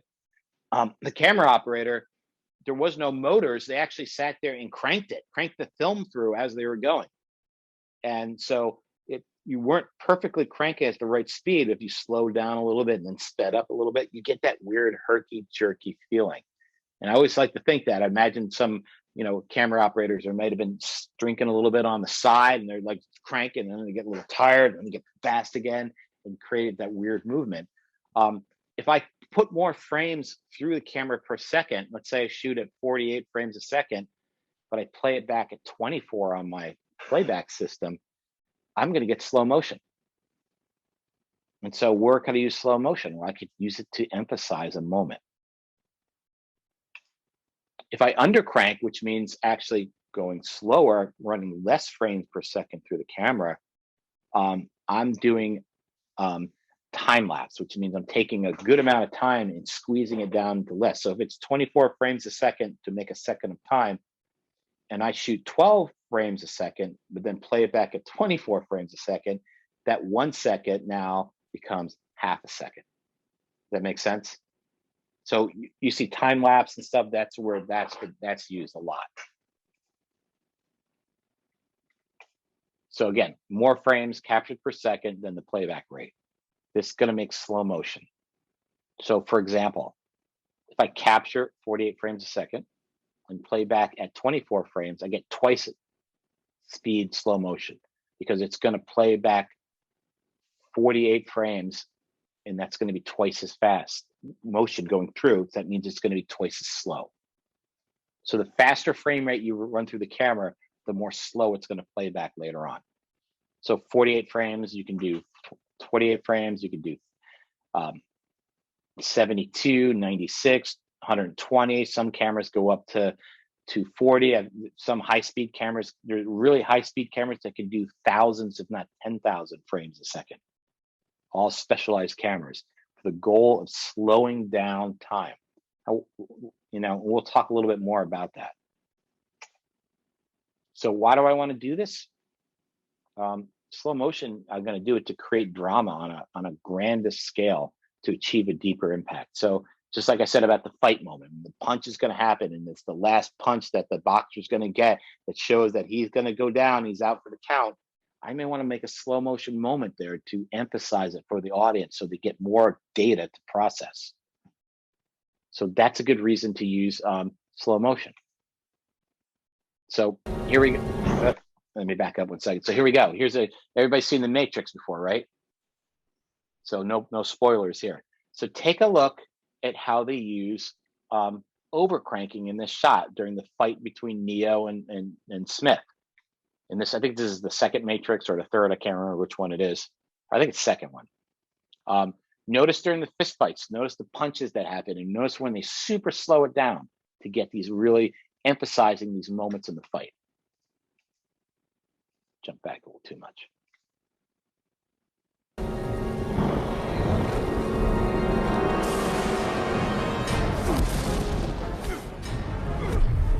There you go. One slow motion shot. Here we go. Super slow. Obviously a lot of CGI in here too.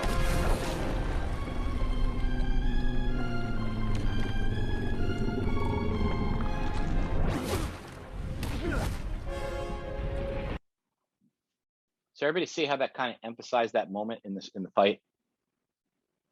So a lot of times people will actually shoot a scene in slow motion, overcranking, and then speed it up to normal speed, like they kind of did it here in the edit software. And then that moment, so that it feels like a moment that's just happening in normal speed. And then that moment they're gonna do the punch, they let it go back to the normal frame rate, and then you get the slow motion.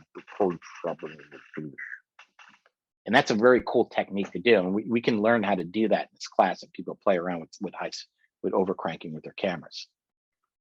And again, these are all techniques that you don't have to use them if you don't want to, but these are tools that you put in your belt, in your toolkit of like, how am I going to visually enhance what's going on in the story? Okay, so undercranking, like we said before, we capture less frames per second than the play rate. It's going to make fast motion. If I capture 12 frames per second and play back at 24, it's twice as fast motion. So remember, 12 frames per second and I play back 24, it's going to make that way quicker. So fast motion is usually used to show a passage of time, a time lapse, something like that. Back when I was shooting a lot of documentaries and reality TV, they were none of our cameras could do slow motion or over cranking. And then we got a set of cameras that started being able to do fast motion, under crank. And next thing you know, all these reality shows would have these shots for transitions where the sun would go down and the night would come up and they would transition to the next day. And that got so used that up to a point where nobody wanted to use it anymore because it would become so cliche. But like, so here's a great example. Oh, that's loud. That's loud. So they're just locking the camera off and shooting, less frames per second to create this motion high speed.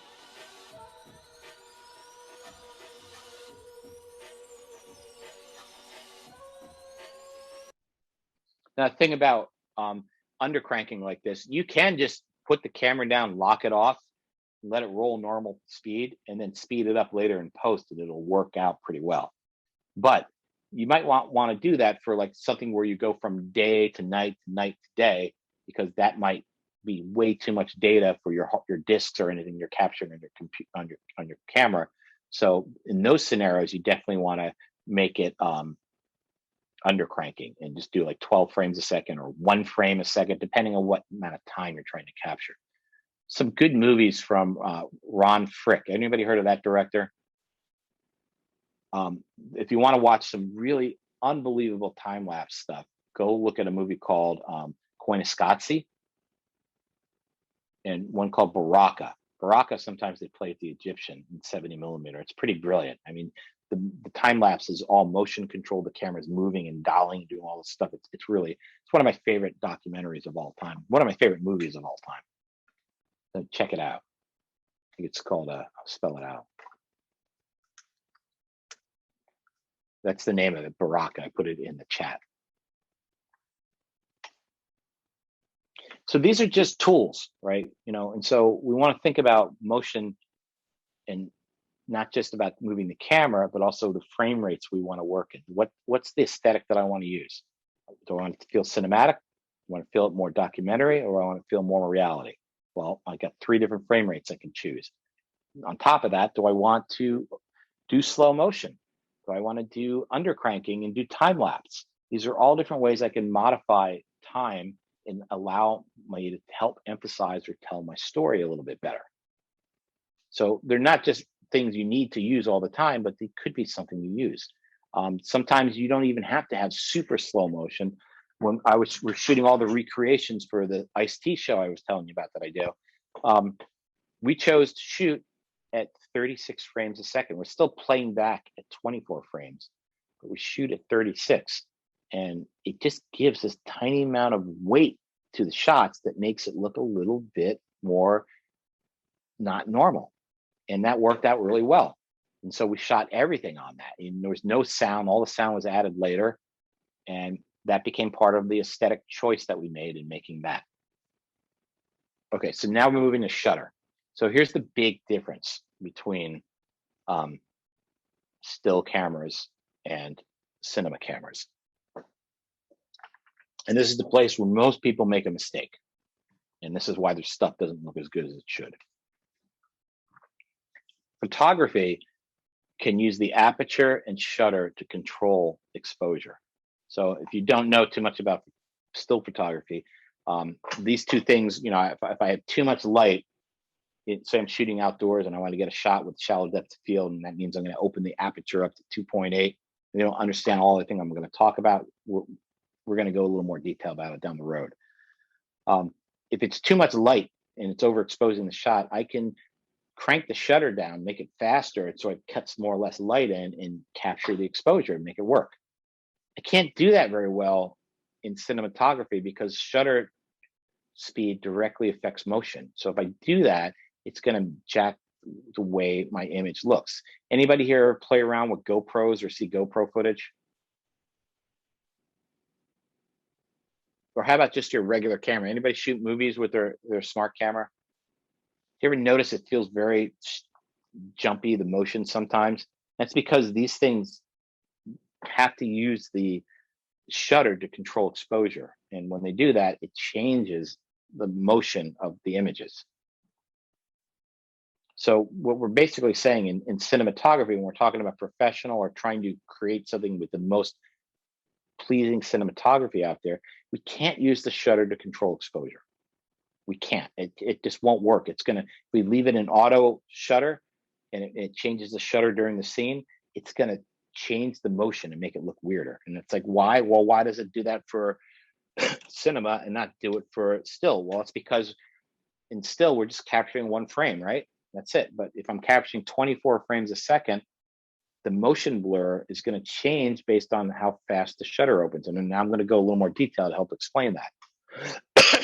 So shutter still affects exposure the same as it does in photography. But aperture must be the only thing we use to control exposure. We can't use the shutter, because aperture, I can stop it down, stop it up, let more light in, let more less light in, but I can't allow the shutter to do that, because it's gonna change the exposure. And we're talking about here at a really professional level. Like, so if I'm shooting on a set in a movie, I'm never gonna mess with the shutter. I'm gonna set the shutter where it needs to be, and that shutter stays constant throughout the shot, the scene, or whatever. I'm not gonna jump around like crazy. You may have to shoot stuff outside with your smartphone or with your DSLR, and you may have no choice but to use the shutter because there's too much light or too little light. But I'm going to explain why that's a problem. Sorry, I'm losing my voice a little bit. The shutter in cinematography is used to make creative changes to the aesthetics of the motion within the shot. So we do alter the shutter, but only to do creative stuff. So basically what the shutter do is control how much motion blur is in the shot. Why? Motion blur in should be is in. Interesting. Too much blur in any moment within the shot will appear to be soft and unfocused. And this is the problem. I can get away with it in still photography, but when I do too much blur in cinematography, everything's going to look like it's out of focus and look like a problem. Too little blur and any movement within the shot will appear to have this weird staccato type of feel to it. And that's like when you shoot with your phone, you look at it and it's all kind of jerky, herky-jerky. That's what's going on here. The shutters are happening way too fast. So if you think about it here and look at it here, slow shutter, everything's going to be blurry. High shutter, everything's going to be very static and staccato. Well, there must be a sweet spot, right? And there is. It's in the middle. It's normal shutter level. So normal shutter is going to give us normal motion blur for cinematography. And so you might say, well, what's that setting? Well, let's talk about it. So in order to have normal motion blur, the shutter needs to be at 180 degrees to reproduce normal movement. So you're like, well, wait, my DSLR does not do degrees. My DSLR does fractions. Why are we talking about degrees?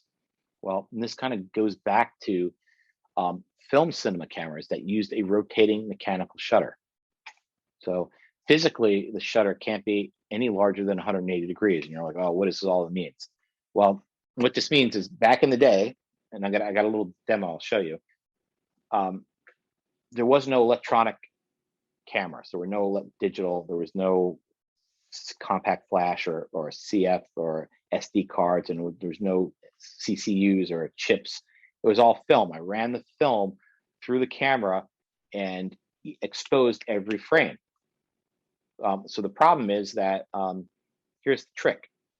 If the film just ran through the camera nonstop, we'd have no images because it would just be motion blur. It would be the film runs through, it would just blur, and it would be no images. So what a film camera actually has to do is each piece of film frame of film that runs through the camera has to be stopped. And as the shutter opens up, that frame of film cannot move as the light hits it. So it exposes without motion blur. And then the shutter closes again, and the next piece of film moves, and we repeat the same process over and over again. So the largest the shutter could be was 180 degrees because it was a rotating shutter, and I'm going to explain this more in a second. And so 180 degrees became the normal way to reproduce movement because that's what the audience has seen for 100 years in movies. So that's come across what is appeared to be normal. It also, by chance, and I think somebody mentioned it, that it's kind of close to what our eyes see. So if you take your hands in front of you right now and wave them like this, everybody wave. Do you see the motion blur on your fingers? That should be kind of normal. That's kind of normal motion blur. And that's what 24 frame per second cinema should feel and look like. So this basically looks similar to what our eyes motion blur is. So that's kind of why it all kind of works at 180 degrees. So why do we call it 180 degrees? It has to do with this mechanical shutter. So take a look at how this thing moves. I'm going to pause it for a second. Okay, so see this big white thing here? That's the shutter. So when the shutter is in front of the film gate, this is the film gate where the film is coming through, it blocks all the light coming in. So what happens is there's a mechanical claw here, and that's why we've got these little prifs, these little holes on sprocket holes on either side of a piece of film. The film is run through here, and this little claw grabs a piece of film, pulls it through as the shutter. Let me go back and do this in slow motion. So as the shutter comes down and blocks the light, watch the claw grabs the film, and then it pulls down the film and gets the next piece of film ready to go. And once it's done, a pressure plate presses against the film and holds it still. And when it holds it still, then this shutter, which is about to open up, lets light in and exposes the piece of film. And as it's exposing, the claw goes back up and gets ready to grab another piece of film, and then boom, redoes the same process over and over again. So it does this 24 times a second. It actually does it 48 times a second. It goes around twice because it's got to go around twice. So this is the whole reason for having the shutter at 180 degrees, because this is what film cameras have done up until this point. Now, digital cinema cameras don't have this mechanical shutter because it's all electronic now. So theoretically, we don't even need to have a shutter if we don't want to. We can turn it off completely and it'll still work, but the aesthetic won't be the same. So when we're shooting these cameras, these 5Ds or Rebels or whatever you got, you want to set the shutter that's going to reproduce this the most accurate and keep that motion blur look. Does that kind of make sense to everybody? So it all comes down to this photochemical mechanical process. So there are some higher end film cameras like the Sony Venice camera, the Arri F65, that actually do have mechanical shutters in them if you actually absolutely want to reproduce that look for your major motion picture films. But there are only a handful of cameras that are capable of doing that. How are we doing on time? We're doing good on time. So why do we measure shutter in degree instead of fractions? It's easier to do the math, first of all. So most digital cinema cameras, professional ones, they can either work in fractions or degrees, but it's much easier to work in degrees than it is in fractions. So that's why most people stick with it. The math is much easier to do when changing frame rates. So what that means is the degree of shutter won't change regardless of base frame rate. You guys still hear me? Because I think my ear pods are dying. Okay, good. So the degree doesn't change regardless of frame rate. Because rotating mechanical shutter is still used in film cameras, and some high speed would. Now I think I lost it. All right, hold on. I got to switch to my other ears.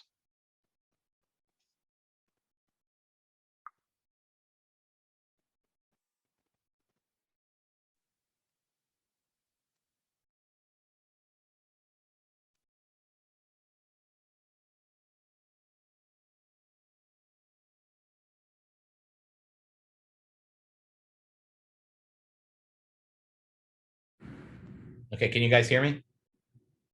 Yeah. Yeah. Not as good, but we'll get the job done. Today's a long day, so these things don't make it. They used to. Let me go back. Sorry, hit the wrong button.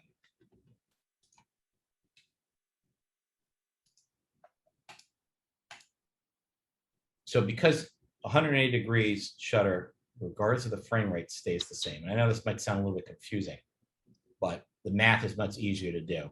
The actual cameras, as we change frame rate, we don't need to calculate what the shutter speed is. It'll automatically do it if I tell it I want to stay at 180 degrees. But the problem is these guys don't do degrees.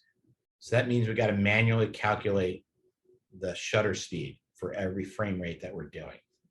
So how do we calculate the correct shutter speed for normal motion blur? Again, we're talking normal here on a DSLR that does not measure shutter in degrees. So remember, 180 degrees is normal. So what it means is 180 degrees equals double the frame rate. That's the formula right here. It's a simple formula to remember. Whatever frame rate you're shooting, you double it, and that gives you what your shutter speed should be. So for example, if I'm shooting at 24 frames a second, if I double 24 frames a second, I get 48, which is 1/48 of a second. That's the setting for the shutter I need to put in my DSLR to get it to 180 degree shutter, which is considered normal motion blur for speed for 24. If I'm shooting at 30 frames a second, I want to set it at 160 because double 30, 30 plus 30 is 60, 1/60th of a second. If I do 60 frames a second, I double that, I get 120th of a second. So if I'm doing overcranking and I want to do, 60 frames a second, well, I got to, and I switch to that. I better make sure my shutter is at 120 if I want the motion blur to still look normal compared to what 24 frames a second is. So if I was in a digital cinema camera that worked in degrees, I don't have to do any of this math. It will just do it automatically. I just say, I want the shutter at 180 degrees, and no matter what frame rate I go at, the camera is going to do it. But these guys, these DSLRs, don't do that unless you're using like a newer, more elaborate Sony or a Panasonic Luminix, I think, might go in that mode. But Canons, Rebels, all the regular ones do not. Same thing with these guys. They don't do degrees. So you have to figure out what the math is of what a fraction of it is. So this is how you do it. Just double the frame rate. That gives you the fraction of what your shutter should be. That makes sense so far? Yeah. So here's the kicker. Most DSLRs cannot be set to 148 degrees. I mean, 100 can't be set to 1/48th of a second. Don't ask me why. That's just a limitation. They don't go to 1/48th. So when you're doing 24 frames a second, you need to be at 1/48, but the camera won't go to 1/48. So that means you got to go round up to the next one, and that's going to be 1/50th of a second. So everything else will work. 30 frames on a DSLR will go to 1/60th, 60 will go to 1/20th, but 24, you have to put it at 1/50th because it doesn't go to 1/48th. And so 2% of a fraction is not going to really change the motion at all, enough to be noticed at all, period. So don't have to worry about it looking weird or different. 1/50th is, as far as we're concerned by the human eye, is the exact same as 1/48th of a second. So this is the thing you want to remember, these settings. This is it. These are the keys here if you want to have normal motion blur on your camera. So if we want to calculate creative motion blur on a camera that doesn't have a shutter, what do we do? Again, remember we said 180 degrees is normal, which is 1/50th at 24 frames a second on a DSLR. So if I go over 180 degrees, which equals more motion blur and creates surreal images, I get this dreamlike stuff. So that's going to give me more motion blur. You see it when people have dream sequences in their movies. They let them shutter go a little bit longer and create this blurriness. Sometimes people do it when people are trying to represent people on drugs or hallucinating on some type of drug. They'll make the shutter a lot longer to create more crazy motion blur. If I go under 180 degrees, That's going to be less motion blur, and it's going to create more hyper realism, much more crisp, much more clear images. Anybody see the movie Saving Private Ryan? So Yeah. you know, the whole opening scene when they're on Iwo Jima, I think, or D-Day, on the whole beach scene, they purposely shot the shutter at a smaller degree, and it created this super hyper realistic, crisp images that basically flipped people out when the movie came out, because all these veterans who were still alive when the movie came out were watching it, and it just threw them back into the time when they were fighting, because that's how impactful it was. So you could use it for that. You can use it for shooting sports if you wanted to turn the shutter into a faster, speed. You're going to get less motion blur, much more crisp images. So these are creative decisions that you want to do. So how do we get to these on the DSLR? Well, if the camera's base frame is 24 frames a second, anything below 1/50th of a shutter is dreamlike. It's going to be like this. Anything over 1/50th of a second is going to be more hyper realistic. So for example, if I'm going to go for hyper realism, I usually go to 1/90th of a second or higher, or 1/240th of a second, to get up to that range where it's super more crisp. If I want to get to dreamlike, I'm going to go down to 1/30th, 1/24th of a second. Anything past that, it starts getting super blurry and really hard to see what's going on. But it's really simple. So as long as you remember what the base frame rate is, which is 24, and you know that 1/50th is the normal frame shutter speed for that. If you go below it, you get dreamlike. You go above it, you get more hyper realism. Any questions so far? Originally, I didn't get it, but I understand now. If it's at 24, because I remember that you said at 1/60th of a second, it was for 30 frames per second. That's when I realized that it didn't make sense after all. Yeah, so if we're shooting 30 frames a second, that means the base, the normal frame rate is 1/60th of a second. Same thing applies here. Anything below 1/60th, dreamlike. Anything above 1/60th is going to be hyper real. So depending on your base frame rate is going to dictate what the normal shutter degree is, and then above it or below it's going to create these two different types of aesthetics. And so we stick to 180 degrees when we're shooting normal stuff, because that's what audiences are expecting. That's what feels normal. If you're shooting sports, yeah, turn it up. You're shooting a war movie where you've got battles happening, sure, go with a skinnier shutter so you get more hyper realism. But if I'm doing a comedy, or I'm doing a drama, or doing anything like that, I don't want the dreamlike to happen. I don't want it to be hyper real. I want it to be in the middle. That's what people are expecting, and that's what feels normal. So again, these all are aesthetics, and these aesthetics are based off of what people in the audience have watched for decades. And the thing about aesthetics, let me just make sure I'm not jumping my gun to something else. Yeah, we talked about this first. So the thing about aesthetics is that they're not permanent in life. So if we go look in the history of filmmaking, when movies first came out, they were silent movies. Remember I talked about cranking like this, and they're black and white silence. Sound came out. All these purists who make silent movies are like, sound? That's not filmmaking. That's not movies. That's a blasphemy. We can't have sound. That's totally, my actors don't speak. They do all their emotions through their performance. That was the aesthetic back then. But then sound took over. And now when we look at it, we're like, oh, sound's part of movies, right? You can't watch a movie without sound. Be like an old school silent movie, right? That's what it's like. So then movies were black and white for a while, right? Then they went color. And then, of course, a group, the purists were like, color, especially the French. There is no color in film. It's all black and white. Film noir, that's it. That was the aesthetic up in the time. But after a while, people watched color movies, and that became the norm. And now you're like, oh, look at that cool, quaint black and white movie. That's kind of, or they shot the movie in black and white. That's kind of cool. So same thing with, we had regular 4:3 movies, and then they went to widescreen.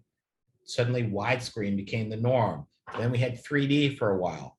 So the point is, then 24 frames a second was the normal frame rate because that's what everybody grew up seeing.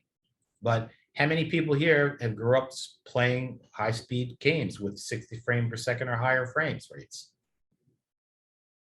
Everybody has, right? If you played any games in the last 20 years, it's all high frame rate. So what's to say that 20 years from now, movies may move up to these higher frame rates, and that will become the norm. And then one day in the future, and maybe 20, 30 years from now, we're all going to look back at 24 frames a second and go, oh, that's so quaint. That's so old Hollywood. That's what it was all like. So aesthetics completely changed. We're going to probably at a point down the road, definitely in your lifetimes, where video game world of 3D goggles, immersive video, and movies are all going to merge together. And that's how you're going to experience movies. And you're like, oh, remember when everybody used to sit in front of a screen and watch a two-dimensional movie? How quaint is that? So this idea of aesthetics changes. And so it's great when you start out to like follow aesthetics and, you know, keep with the norm, but don't let that be a crutch or a thing to hold you back, because all great filmmakers take chances, do risks, do things different to see what happens. You know, The Hobbit, when they shot The Hobbit, they shot it at 48 frames a second because they wanted to have better 3D. They wanted to have a 3D experience where people weren't getting sick or headaches from the motion blur. And it did. It was some of the best 3D I saw. And Peter Jackson, I don't know if he was right, but you could tell that the lighting and everything got messed up because it didn't feel right. It felt more like a soap opera. So the aesthetics didn't feel quite right to me because I was used to seeing 24 and not 48. But he took a risk and did it for a big, you know, blockbuster tentpole franchise and pulled it off. Some people hated it, some people liked it.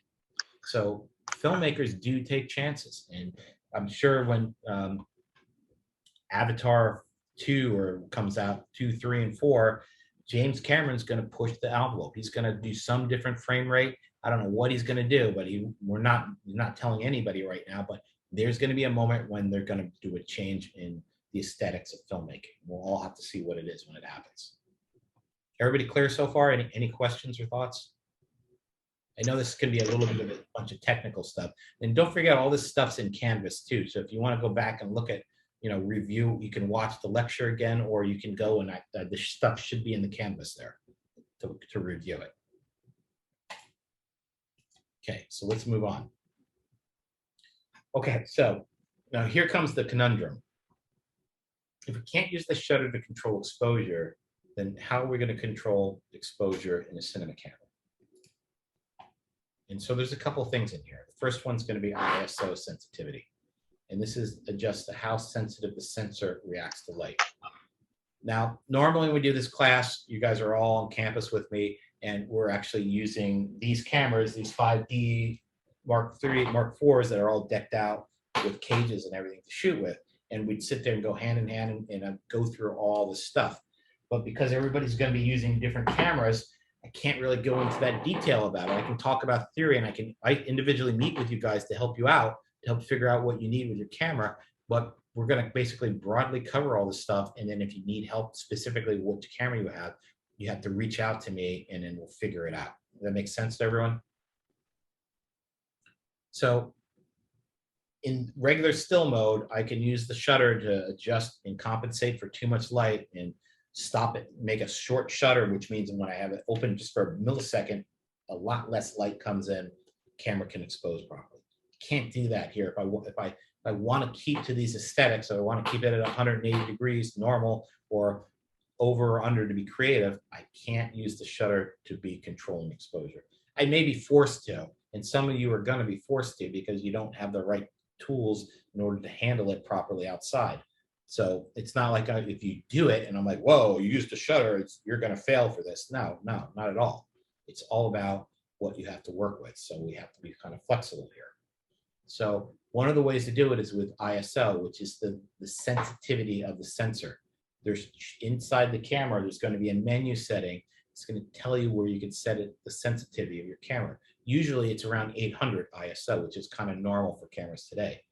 If you're using a Panasonic, not Panasonic, a Sony, some Sony cameras are actually, their base ISO is about 2000, so it's really high.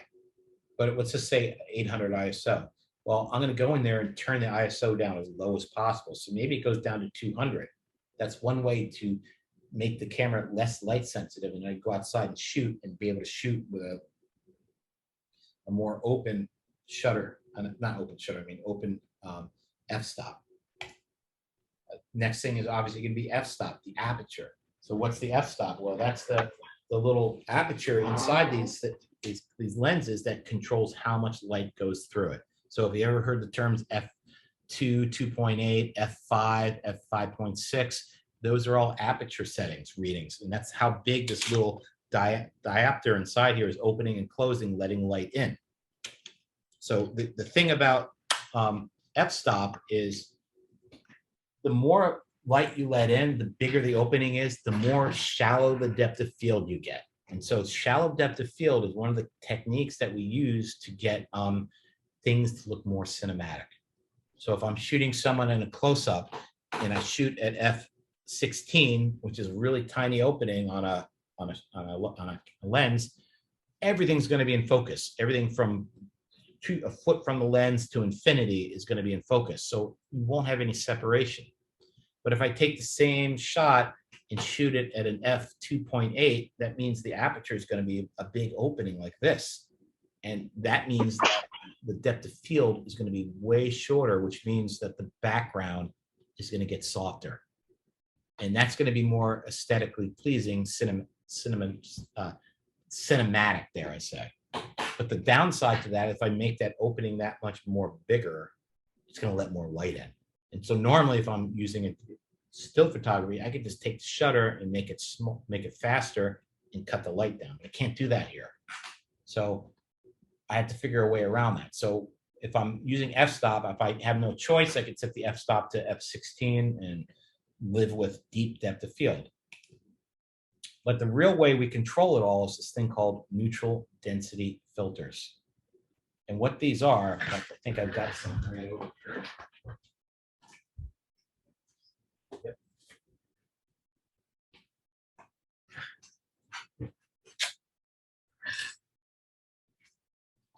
Dark one, here we go. So this is a filter that's called a neutral density filter. And what that means is it equally cuts light out, all wavelengths. So if you look at me here, see how my exposure is? Now watch. Look how much darker it got. See that? It cuts the light down. So I'm going to take this thing. If I'm shooting outdoors and I want it, I'm like, I want to shoot it at f2.8. That's what I want to shoot at. But it's broad daylight out, and there's no way that I'm going to be able to get the exposure down. I'm going to grab one of these filters, and this one is a 1.2. I'm going to take it, and I'm just going to screw it on the front of my lens. And now it's going to equally cut all the light down so that now less light is getting through the lens and getting into the sensor, which means I can open up the aperture to where I want it to be. So this is the tool that we use in cinematography to shoot outdoors with big aperture openings like 2.8 and still be able to control our exposure. So it's really difficult to be able to be able to shoot like that without these tools. Now, some of the higher end cameras, the bigger cinema cameras, have these filters actually built into the camera. So I hit a button on the side and it rolls the filter in, and I don't even have to think about them. I just dial it up on the camera and it's there. These guys don't have them built in. So if you want to think about what's the things I need to buy, and I'm serious about filmmaking, what do I need besides obviously the camera and a lens? What things do I need? You might want to think about investing in a set of these ND filters. And they range in price depending on what you get. You can get a set of them for maybe $100, $50. You can find them on Craigslist. I'm not Craigslist, Amazon, maybe even $25, $30. It just depends on what you want to spend. Obviously, the more money you spend, the better quality glass you're going to get. But in the end, the best filters to get are the ones you can afford to buy. So something's better than nothing. So you might want to look in getting at some of these. So let's talk a little bit more about these neutral density filters and how they work. Well, let's start with I'm sorry, I'm going to jump to ISO first. So again, I talked about ISO sensitivity. If I go in the back of the camera here, I can set what ISO speed I want, and that's going to control how sensitive the camera is. What I don't want to do is put it here in auto. If I put it in here in auto, the camera ISO is going to jump all over the place, and I'm going to have no control over it. The goal with cinematography with these cameras, these DSLRs, is to put them in manual mode. I want everything in manual so I control it, not letting the camera control it. So this is going to control how sensitive the camera reacts to light. Higher the ISO speed, more light sensitive you get. But this is not a free lunch. The more light sensitive it is, the more gain or grain you're going to get in your image. So that means the higher the ISO speed, the more noise in your system. So all cameras are different, and a lot of the newer cameras now are really clean. They're really clean at high ISO speeds. So you might be okay, like especially if you have a Sony camera or a Panasonic. Sony cameras are super clean at super high ISOs. Even Canon, this 5D is not bad at certain high ISO speeds. It's pretty clean. But the higher you set your ISO, the more noise you're going to get in your images. And so how much noise is too much noise? That's kind of up to you. Like it's, again, an aesthetic choice. Actually, some filmmakers prefer to have some noise, some grain in their systems to make it feel a little more filmic. So the thing about it is, you don't want to put too much grain or have it set the ISO set so high that it's really noisy, because you won't be able to get rid of it that easy. It's always easy to add grain later on in post, but it's hard to get rid of it. So what this boils down to is you want to kind of test it out. You might want to take your camera and go out and shoot something at night and shoot at different ISOs and see where the grain comes in, how much noise is in your system, and then look at it and go, okay, well, that's too much noise. That's okay for night scenes for me. I'm happy with that. And then remember the settings and use that. A lot of figuring out what works best for you is going to be through trial and error and experimentation. So that means you got to get comfortable with your camera and know what its limitations are. When I start working with my camera, or I get a new camera, the first thing I do is run it through a bunch of tests. I want to know exactly what the limitations are. Oh, crazy echo. So I'll test it. I'll go out and shoot different lenses. I'll go out and shoot nighttime, daytime, all different extremes, and see where the image starts to look like poop. And then know, okay, well, I can't go past that ISO level because then it looks terrible and I don't want to do it. So these are all kind of things you want to try to figure out with your camera up front. And maybe now start thinking about it before you get into our projects later on. So ISO is the first one that we want to control. And that's going to help us adjust sensitivity. Again, f-stop, same idea, controls how much light enters the camera, controls how much depth of field's in your shot. We'll kind of talk about this. Again, this is one of the most creative tools the cinematographer can use. Shallow depth of field works great. I don't always want shallow depth of field. If I have a huge wide shot vista, if I go up in the Hollywood Hills and shoot downtown LA with that whole vast expansion, I don't want to be running at 2.8 where it's super shallow depth of field. I want deep depth of field, so I'm going to shoot at f16 so I see everything sharp and crisp. These are choices you make as a filmmaker, what you want to do. Just be aware of how it works. And so when we look at f-stop, here we go. Here's the numbers, and these are all consistent. Every lens does something. So if your lens goes down to 2.8, well, it's 2.8. Then you go f4, 5.6, 8, 11, 16, 22.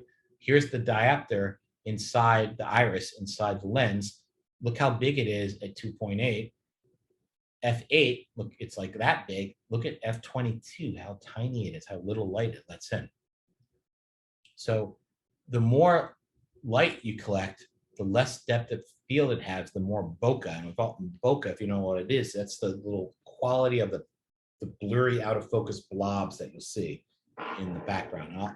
We'll talk about it a little more down the road, and I'll show you some examples.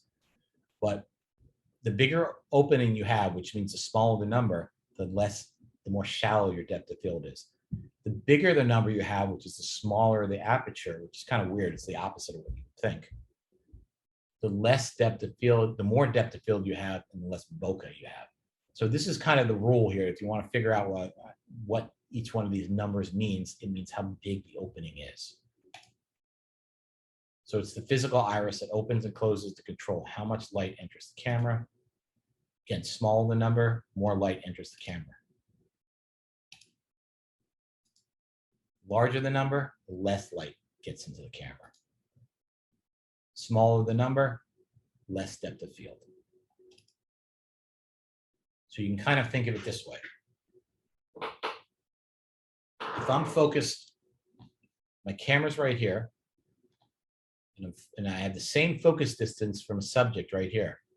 And if I have a very shallow depth of field, let's say I'm shooting at a 2.8 here, even though the focus isn't changed, I'm keeping the same focus here, my depth of field is going to be a little slice like this. It's going to be this big. It's going to be really tiny, which means everything in front of this focal plane and everything behind it is going to be out of focus. And it may look like something like this, where I have just focused on this one chess piece and everything else is going to be a little bit soft. So that narrow depth of field equals background out of focus. Now, if I do a large depth of field, which means I got a deep, a higher f-stop, like f22, f16, even though the focus, the distance from camera to subject and the focus point's exactly the same, when I have that f22, which is the smaller opening, everything's going to be in depth of field. So up to a point to about here to way back here, it's all going to be sharp and in focus. So that means if I'm doing a wide shot or something like this where I want to see it all, that's all going to be in focus. So large depth of field equals background in focus. This is probably the gist. If we boil it down to what it is, this is what it is. If I want my background out of focus, I'm going to shoot at f, whatever the most I can open my lens. That may be f2.8, that may be f4 or 4.5. It all depends on the lens. But as much open as I'll make that lens, it'll give me as much shallow depth of field as I can get. The opposite again is if I want everything in focus, large depth of field, then I'm going to shoot at f22, f16 and get everything in focus. When do I use shallow versus deep? It's up to you. My rule of thumb is if I'm shooting anything, vistas or views of outside, I'm going to go with a deep depth of field. If I'm shooting close-ups or medium shots of people, I'm probably going to go with a narrow depth of field because I want to have the background out of focus. It really comes down to how much of your background you want in and out of focus. If you start watching movies and TV shows, you'll quickly see most stuff shot with a shallow depth of field with the background out of focus. Anybody confused? Does all make sense so far? Yeah, it actually does. When I first started thinking about the pull panning, I thought it might have been done with that, but no, it's focused on the light. Like, I don't know if you've seen television shows where there's a character talking to another character and he's referencing something and it's blurry in the background, but then he becomes blurry and the background becomes highlighted to let us know what he's talking about. Mm-hmm. And then again, it shifts back. That's called a rack focus. We will talk about this stuff when we talk about focusing. So, but this is a great tool. This is something that filmmakers use all the time. Just like we were saying, rack focusing. Shallow depth of field allows me to direct the eye. If I want something in focus in the foreground, I'm going to focus on that and let the background become out of focus. If I want someone in the middle of the focus of my audience's eye, I'm going to pull focus to there. If everything's in focus from foreground to background, it's hard for me to direct the audience's eye where I wanted to go with focus. But if I use shallow depth of field, I can control where the audience sees. And that's a powerful tool. And that's one of the tools. So the thing you want to walk away from today is that these are all tools that are part of the cinematographer's toolbox. And you don't need to use every one of them, whether it's depth of field, motion, dollying, craning, all the stuff we talked about today. They're just tools for you to decide when and how to use them based on what you're trying to get across to the audience. And that's how you want to use it. Okay, so let's talk about these neutral density filters real quick. So like here, you can see a good example. I hold this up in bright light. This is all overexposed out here, but in the neutral density, it's properly exposed. So basically, this is going to cut the amount of light that enters the lens. It's going to be available in various strengths. So there's a specific order to how this works. So if I have an ND 0.3, that's going to equal 1 stop of light loss. So when we measure light in the cameras, we measure it in stops. So when we look at the f-stop on a lens, every stop, so we go 2.8 to 4, from 4 to 5.6, from 5.6 to 8, it's a stop difference in light between each one of those.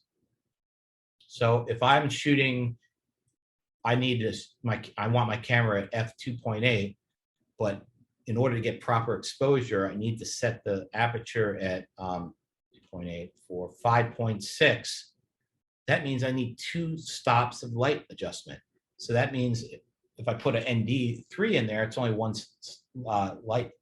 stop of light loss. If I put a 0.6, notice it just multiplying, doubling, that's 2 stops of light, and that's the one I'm going to need to get the right exposure.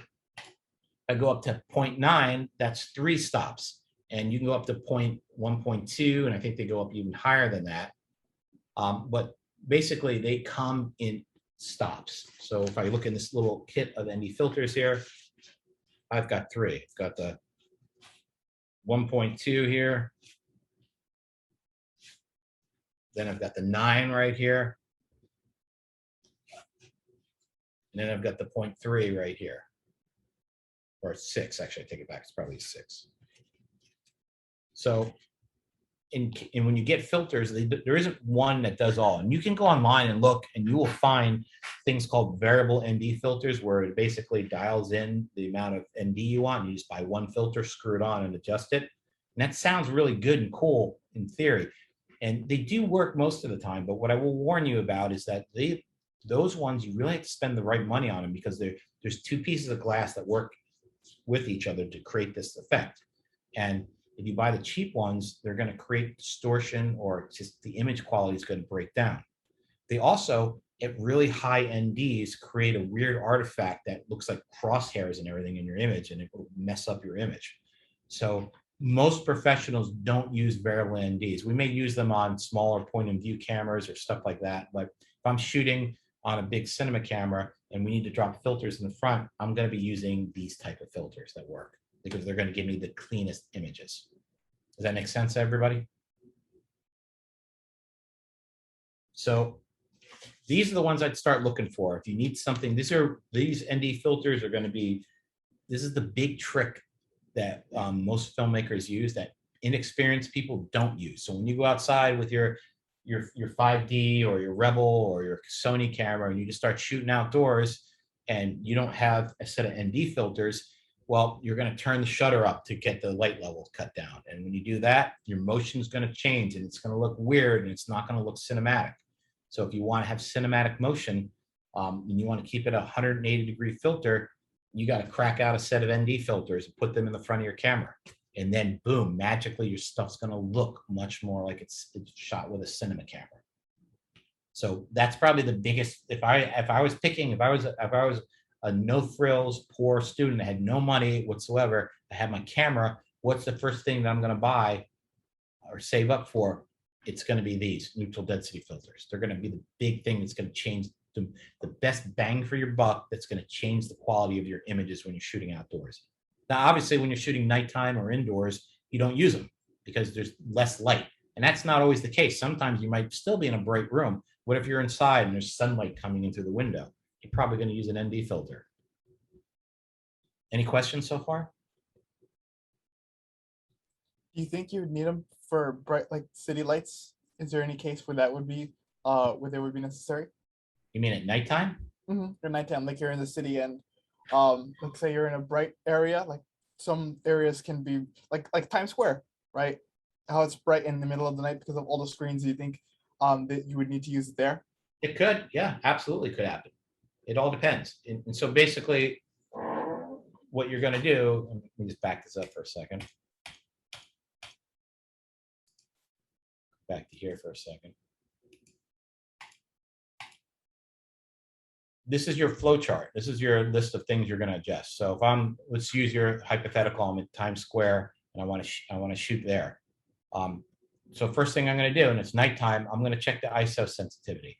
So if I can't fix it, and let's say I want to shoot at 2.8, that's where the f-stop I want to shoot, I'm going to go to ISO and set it all the way as low as I can.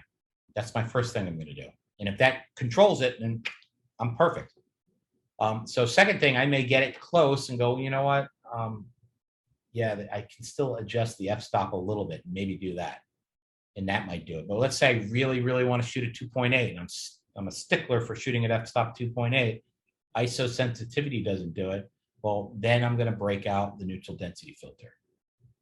Now, if I really wanted to, I could cheat the shutter. I could move it a little bit either way from norm or wherever and not really mess up motion that much. But I really try to stick away from that because that's an avenue where you can really start jacking your image even more, and you don't want to do that. So by sticking with these three things, I should be able to control almost any light that gets into my camera and make the image the way I want it to make and not the way the camera says I have to make it.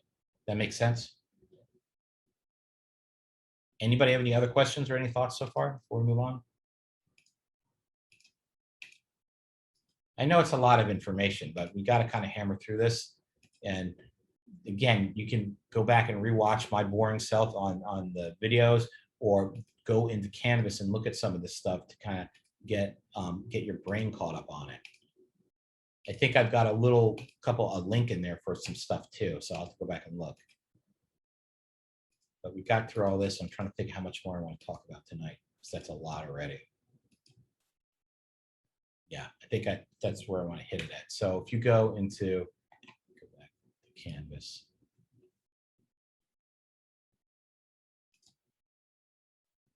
So this whole presentation minus the sound bits is in a little PDF here that you can click down if you want to go back and look, and you can download that if you want. Kind of run through everything I talked about here.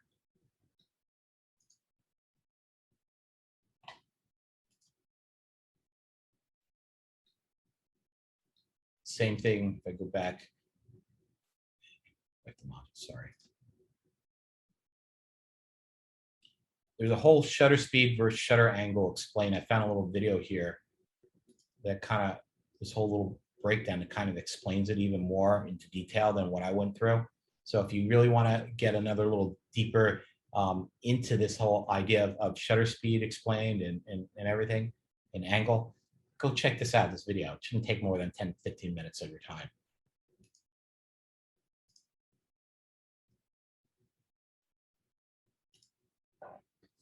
So like I said, I know it's a lot of information. And the problem with a class like this is, what do I do? Do I not tell you how to do things the right way and just let you do it and focus on other things? Or should we start from scratch and really understand the basics? You know, and again, this is the basics. We really are not going super, super deep into the sensors and to the what f-stop really means and all about. I do go in a little bit more deeper into that stuff in the next class, which is the intermediate class of this. But I feel like this kind of crash course into cinematography, and this isn't the only amount we're going to talk about. We're going to keep hitting it back throughout the semester and adding more layers into this this little thing we're creating. But I feel like giving you these little, high package doses of it at a time and let you process it for a while will be better. And the key here is to take all this information that I gave you and apply it. Just go test stuff out. One of the best things that will help you understand this whole f-stop and depth of field and shutter thing is to go outside and just shoot something. It doesn't have to be anything spectacular, and start playing around with the aperture and shutter and see how exposure and everything works and get a feel for it. The goal here is just opening your eyes to what these cameras are capable of doing beyond the manual, the auto settings in the camera. So we'll talk a little bit more about the camera settings themselves, but one key thing to remember, if you do want to play around with manual controlling everything, you have to set it in the camera. And so if we all look up here, there's most everybody should have some type of dial that sets the camera into different modes. And so the mode that you want to look for to shoot with is M mode, which is manual mode. And you want to turn it into that manual mode, because if you don't turn it into manual and you leave it in, say, aperture priority or shutter priority or the little green square, the camera is going to auto expose and correct everything, and then you won't have any control over it. And so everything we talked about will be worthless. So put this camera into M mode and play around with it first and see what you get. If you're in a smartphone, you can try to use the app, the Filmic Pro app, which will allow you to put the camera into manual mode and leave the settings where they're at and play around with them there. So it will be a little bit more difficult with a smartphone to try to experiment with the stuff we went over, because they're just two different beasts, these two type of cameras. But go out there and try. Any other thoughts, any comments, and what do you guys think? Too much information, too little information, or what? It was a lot, but it was detailed, so it was easy to understand. And like the Are you information. hearing anybody anymore? I'm not hearing you. Oh, you can't hear me? Can you hear me now? Try again. Okay, try Maybe- again. Maybe it's on your end, Professor. Okay, now? We can hear you. Oh, I guess. Yep. Sorry, I had some weird thing happen on my camera. Try now. Somebody say something. Can you hear me? Okay, now I hear you.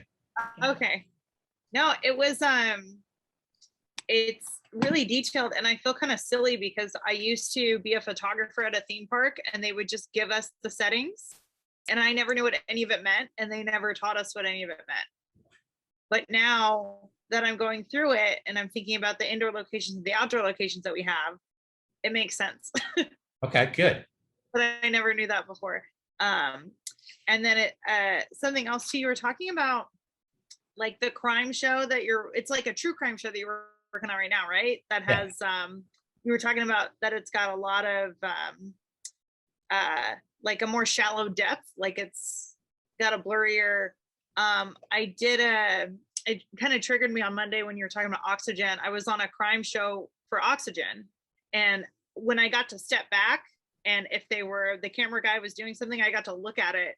And I always thought that stuff was done in post. Like I didn't understand that you could do everything with a camera.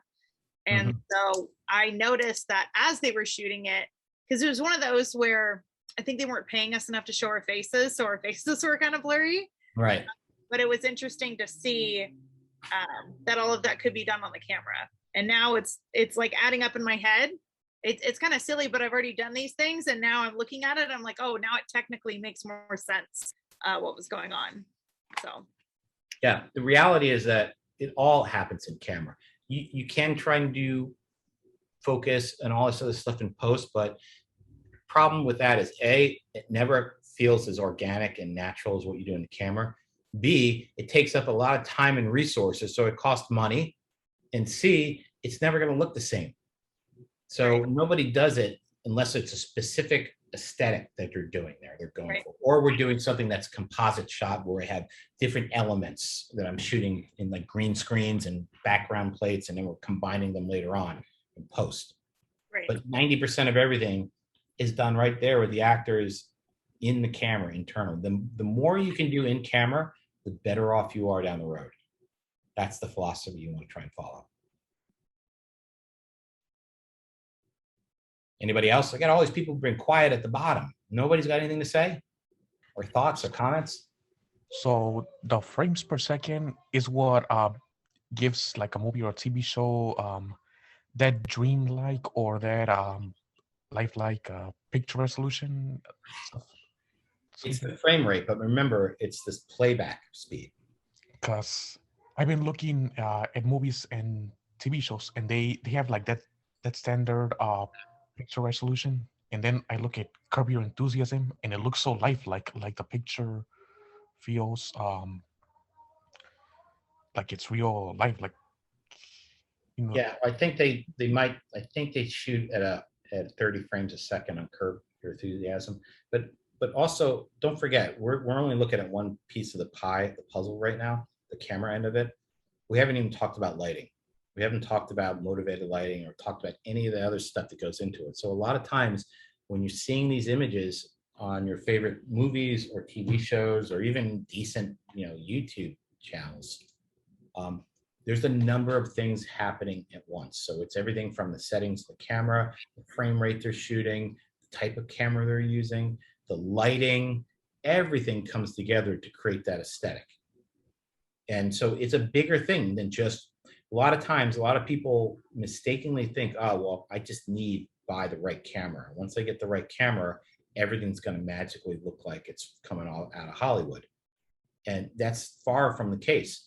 You can spend all your money on a nice Arri camera or a Red camera and spend hundreds or tens of thousands of dollars, and you can go shoot something and it still looks like crap, because it's not just the tool, it's how you use the tool. It's the lighting, it's the actors, it's the blocking, it's the set direction. Are you shooting, you know, in your backyard where you have nothing that, and you're trying to create a fantasy world? Well, it's not going to look right because you don't have that shit to shoot.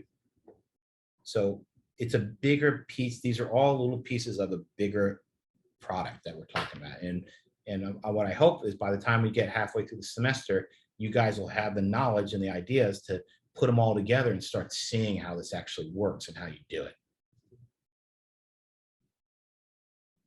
Anybody else? Any other questions? Anything or comments, whatever.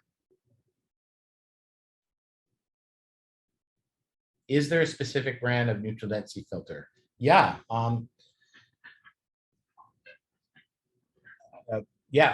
also, somebody asking, are we going to use Premiere in the class? We are going to use Premiere in the class. Absolutely.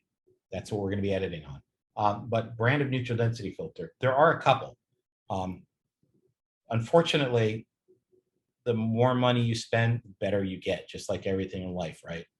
So the brands that I use, and unfortunately, I'm going to say they're not the cheapest ones, is starting off with these guys, which are Tiffin, and I'm going to write it down here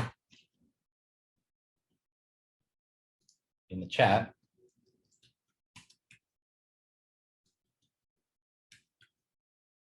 So Tiffin is a pretty, they've been around for decades. They're pretty industry standard filters. They make tons of filters. In fact, they make hundreds and hundreds of different type of filters. There are hundreds of filters out there for cameras, not just neutral density, not just color filters or soft diffuse filters, you name it, these guys have made it. So they're a pretty good brand to go for. Another brand that we use is Schneider. They're a little more pricier. So I would try to look around at Tiffin, but they are going to be slightly more expensive. So like I said, the bottom line is whatever you can afford to buy is the right choice. Even if you find a set of filters that, let's say, costs $30 and that's all you can afford, and the same filters in Tiffin are $100, if you can't afford the Tiffin filters, then the $30 ones are the way to go, right? Because then you've got something better than nothing. And later on, as you improve and get better, you buy better stuff. That's how it works. The goal in the beginning is not to go spend crazy amounts of money and rack up credit cards and get into, basically paying your life off to get gear, because gear lust is this real thing where you just go, I got this camera, now I got to get this. Oh, I got to buy that. Now I got to buy this. And next thing you know, you're spending tens of thousands of dollars. So in the beginning, you want to be as conservative with your cash as possible, because A, you probably don't have a lot of it, and then B, you want to get your best bang for your buck. So filters, get what you can afford, better than nothing. Same thing, we talk about lenses, we'll talk about tripods, we'll talk about all the cool accessories you can put on a camera. What do you need to buy? It depends on what you want to do. It also depends on how much money you want to spend. But the goal here is to spend as least amount of money as possible. That's what I do. I'm cheap, man. I get something, I want to A, buy something, spend the least amount of money on it, but B, I want something that's going to last forever because I'm going to keep it forever. So when I buy stuff for my cameras, I'm not going to buy the cheapest stuff. I'm going to buy what makes sense for me. And I'm going to buy something that I know is going to have a lifespan on it that's going to last the duration of whatever I'm going to use on my camera. And so things like tripods, for example, I'll use that as an example. You can buy a really cheap tripod off of Amazon for $30. Guess what you're going to get? A cheap tripod from Amazon. It's $30 that is not going to pan or tilt or do anything, or it's going to break the first week you use it.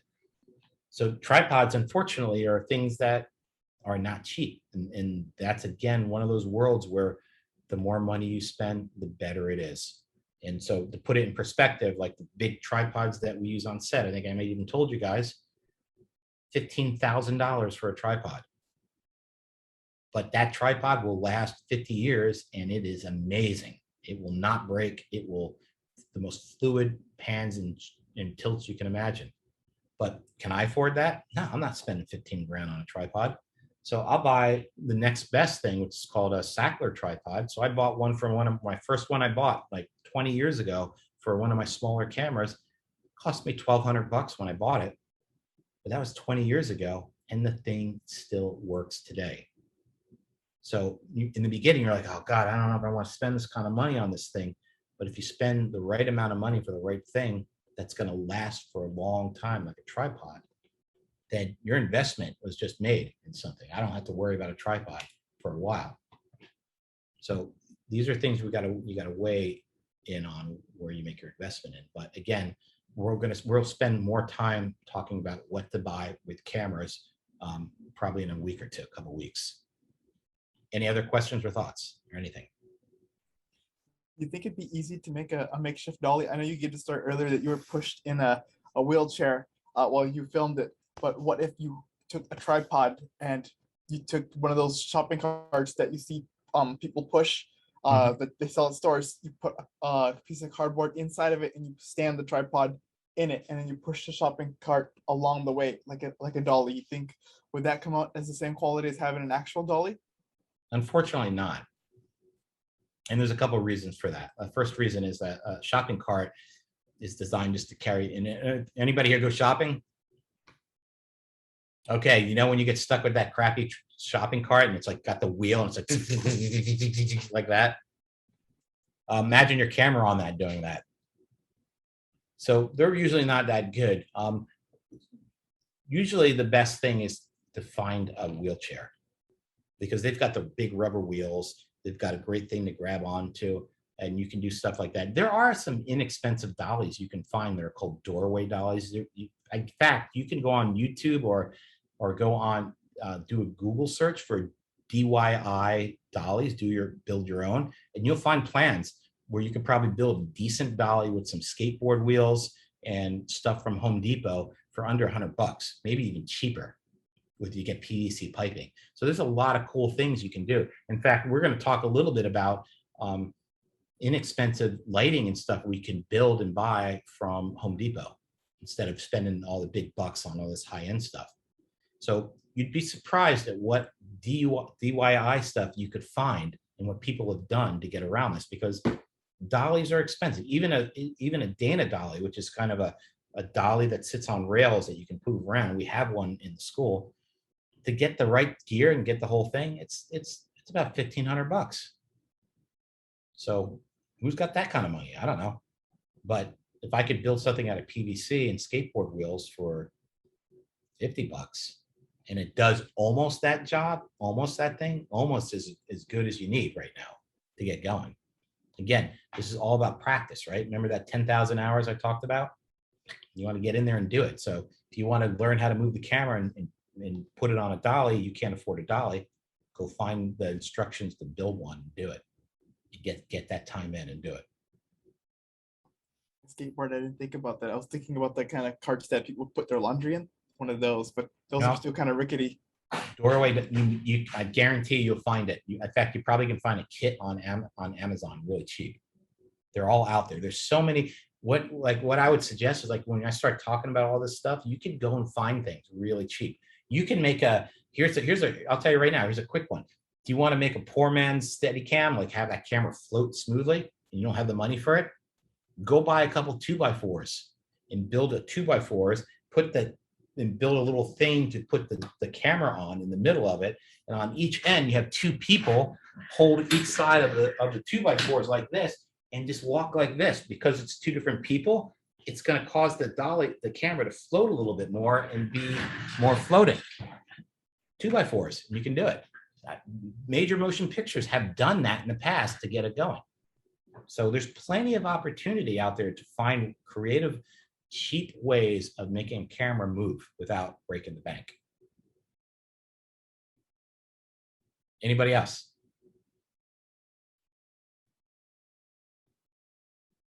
All right, here in the wall of silence here. Okay, so I'm gonna kind of wrap it a little bit early now because I think we've gotten enough in today, right? Yeah, that was a lot. It's a lot of brain fry. Yeah. So here's what I say. Don't forget, Monday, no class on Monday, right? Because we've got a holiday. So don't come looking for me. If you want to come find me, I was going to be up in the mountains backpacking, but unfortunately all the national forests have been shut down because of potential fire. So I'm probably just going to be in my backyard sitting in a tent by myself or something. Who knows? Or sit quietly in my kai That's somewhere. unfortunate. How long is that going to be, do you think? Couple weeks. Close. Maybe 3 weeks. It's a bummer. Yeah. So take this time. So you got no class on Monday. Just kind of go back over what we talked about today, just so you can process it. And just remember, if it doesn't make sense to you guys, just hit me up and say, I'm having a hard time understanding. I went and looked back at the data. I watched the video again, and I'm still confused. And I'll do my best to help get you up to speed, because again, that's what my job is, to help you guys understand this. And what we need more filmmakers in this industry. We need a whole new generation. We need you guys to keep up to speed and keep going and doing it. So you got to get there and do it. You got to save Hollywood for me, all right? Alrighty. So you guys got your marching orders. I'll see you guys in a week on Wednesday. Before we go, I just want to wrap up. I just want to let you know that I did send you an email about the camera loaner program, just in case you ever did hear back on that, just so you could let me know. Yeah, I should probably. I'm hoping to hear some response over the weekend what the policy is going to be, and then I'll let you guys know. Okay, thank you very much. Oh, I was going to ask with the Adobe program. So I know the educational one, you can kind of only use that for, like, I couldn't make something for class with the educational program and then use it for my own purposes, right? I'd have to buy the business one or whatever the heck it is. No. Right? Or, You're okay. okay. Because I know there was something where it was like, you can't make anything on the educational portion that you could ever make any money off of ever. Like that was the rule from my understanding. Okay, well, here's what I'll tell you. That might be their corporate rule, but how are they going to, how they're going to prove that, right? Right, that's what I was thinking. And then second of all, if you actually get to that point where you made something that you think is going to be a commercial something, just go buy the regular subscription for $50 if you're worried, and then you're covered. Right. And they'll never even know. Like nobody knows what I added on. It's not like Adobe or Final Cut. Nobody has an idea unless you walk around and say, hey, I edited this on the student version, blah, blah, blah. And even at that point, I don't think anybody, if anything, they're going to be like, oh, look what the student made with our software. They're probably going to embrace it. No, I'm not thinking anything big. Just like, oh, let's say I make something here, right? And I want to like submit it to a festival and I win $500. Like, I don't know. Yeah, you're totally fine. There's no way. Just They'd be insane if they tried to do something about it. Just right, like that doesn't even. They want more and more people using their software. Right. Okay. And as long as you didn't pirate, the only exception is if you're pirating. If you found a way to hack Adobe software and you're using it illegally, then you've got some problems. Right. But as long as you are legally using it, then you're fine. Solid. Okay, anybody else? Going once. What if we have our own editing? What if we bought another editing software? Do we still have to use Adobe? Well, that's going to be up to you. So basically, I'm going to be teaching how to in Adobe. There's going to be some editing theory and techniques that we're going to talk about that are universal, that'll cover anything. But when it comes down to the actual how does this tool do this that does that, I'm only going to be instructing on Adobe because there's no way. I mean, I know Final Cut, I know Resolve, I know Lightworks, and I know a little bit about Avid because I hate Avid. That's why. But don't quote me on that. Oh, too late. I already said this on the air. Oh well. Yeah, I hate Avid. But anyway, so we're only focusing on that. So what software are you talking about? What do you have? I currently have Filmora 10. Yeah, I don't know that one. Yeah, it's So- like a supposedly for beginners. Yeah, so you're better off if you can to get Adobe, because you're just going to get up to speed. Once you see how Adobe works, you're going to be like, oh man, I don't want to touch this other thing. And not that I'm saying, you know, there's anything wrong with it, because beginning software is important for people to start out with. But we're going to be talking about professional software and professional workflows. And I don't know whether or not that piece of software will handle or work in the way that I want you guys to work.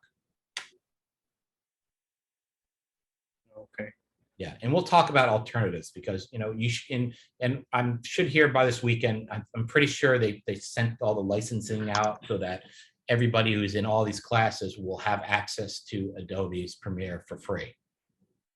So don't go and buying anything. Don't do anything yet until they get back with the you know, telling that the licensing is active now and everybody can log in and do it. And then once you do it and you're having a problem, then come talk to me and we'll figure it out. But we've got a little bit of ways to go. We're not really going to be hitting Adobe for at least a month or so. We've got so much shit to cover. Oh, I said the word shit. I shouldn't have said the word shit, but I did. I'm sorry. We're all very offended. Yeah, I know. But we got a lot of shit to cover before we even get to editing. So it's going to be a little bit. All right, last chance, and we're going to go. Going, and gone. Okay, so have a great weekend, and I'll see everybody a week from today on Wednesday. Thank you. Thank you. Thank you. Goodbye.